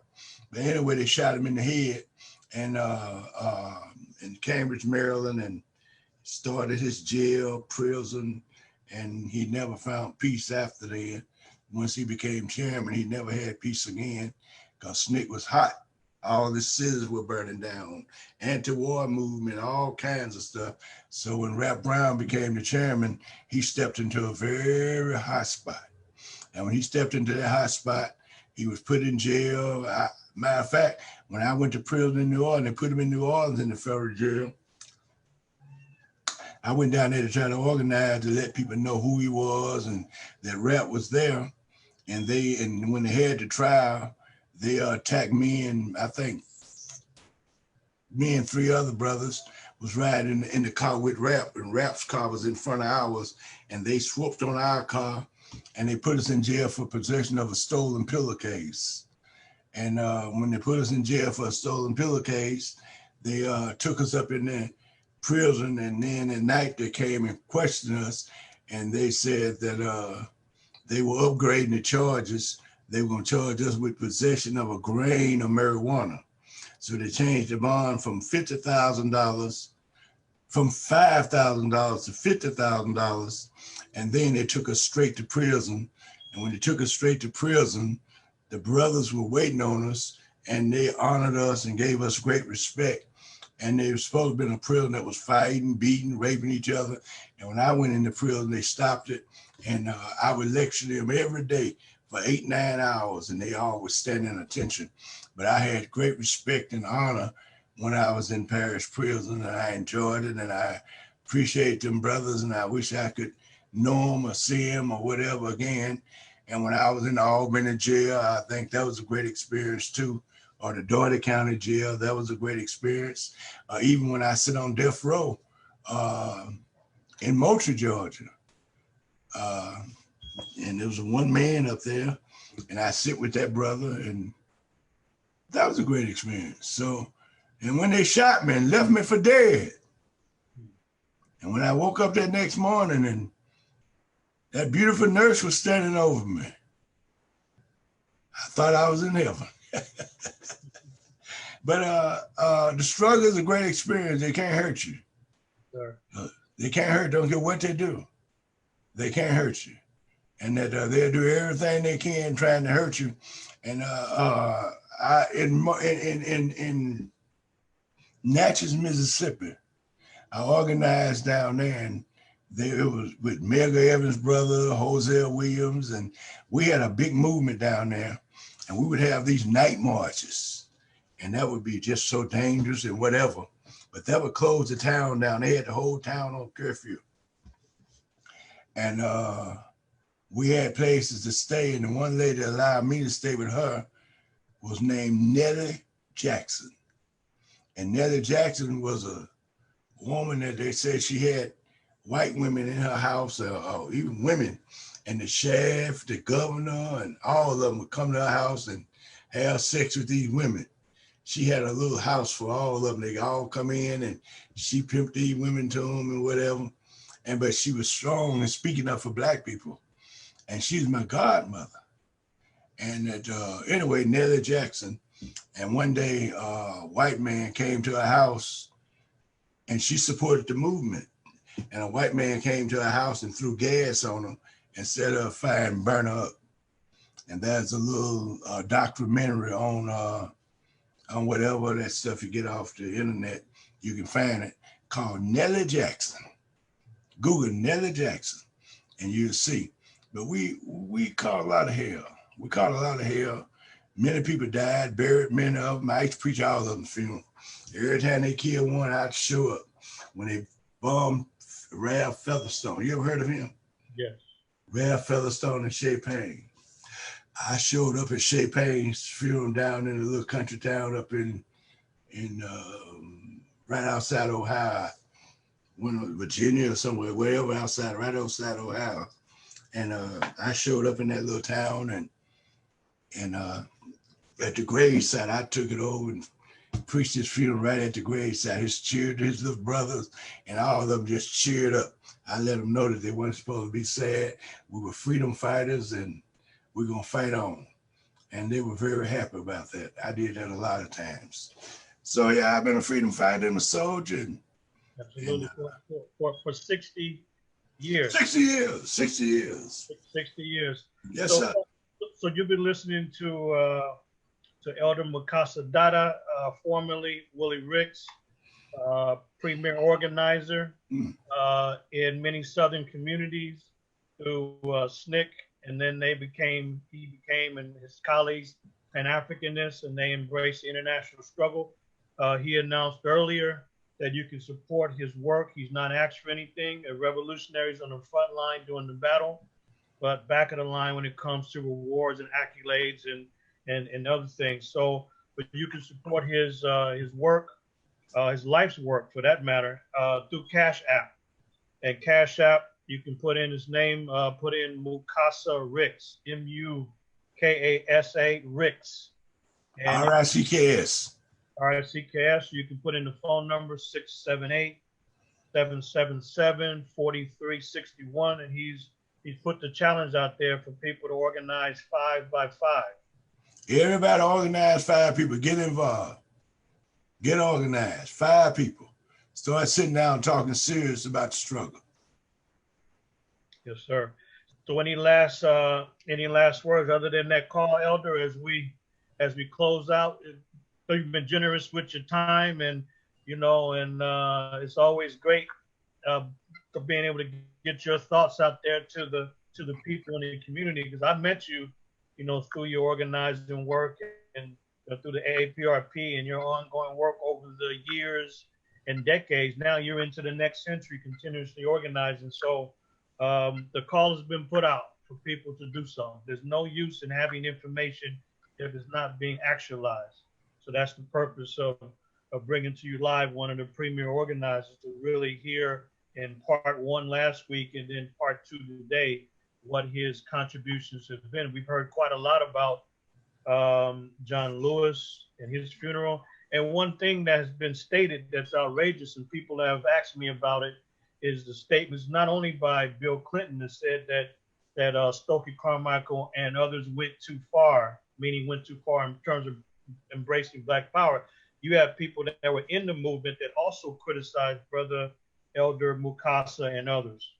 Said that they, matter of fact, Brother Mukasa, I don't know if you heard Jim Clyburn, he said that you all, quote unquote, destroyed our movement, is what he said when you all took it to a whole nother level in 1966. And so that's what all the Uncle Tom said. That's what all the traders said. That's what all the white folks slaves said. When the white man said, we don't like that Black Power, Jim Clyde and them Uncle Tom said, me too, boss. Me too, boss. They ain't nothing but some old Me Too slaves. Yes, and these were former SNCC members that have turned against, these revolutionaries like Brother Mukasa and others. So that's the call, folks. You can go to Cash App. You can support the elder and his work, and the call is there to organize 5 by 5 by 5. And so that's really what the challenge is. In other words, what you're going to do. Because it's all about joining an organization and doing something about it. So, Brother Elder, we thank you for your time. And, some of those young people that I brought to you a month and a half or so ago, we'll bring them back and we can check their progress and make sure that they're doing something useful. Good. So let's come back again. Let's do it again. Let's see. Bring all them people, some of them people back that organize them 5, 5, and 5, and let's put it together. And we can see each other and talk to each other again. And I would love it. And we're very serious about getting organized. We're in critical condition, like Dr. King said. We got some difficult days ahead. And now some of you and many of you can see it. So please make a sacrifice for the revolution. Work for the revolution. Help fight for your people. Grow you some garden, get you some water, stand by and whatever. But we don't know where this country's headed and what's going to happen. But we know that we got to do it ourselves. And if we're waiting on the slave master to come do it or waiting on somebody else to come do it, it won't get done. We have to do it. We got to save ourselves. Who saved the Chinese? The Chinese. Who saved the Vietnamese? The Vietnamese. Who's saving Iraq and Syria and Palestine and fighting for it? Iraq, Syria, and Palestine. Who's saving Yemen? The Yemens, they fighting. Who's saving Zimbabwe and Cuba and Venezuela, Nicaragua? Nicaragua, Venezuela, and Cuba. Zimbabwe, they're doing it. So the question is, what are you doing? Are you willing to help? Are you willing to support? Are you willing to come and be a part? Whatever you got, whatever skills you have, bring it to the movement. If you can't do it, some people, I remember we were demonstrating and marching out there tired, and one little lady just went out there and gave us a glass of water. Oh, that was so good. That was better than anything they could give us. She gave a lot. That meant a lot. So if you can just give a glass of water, help.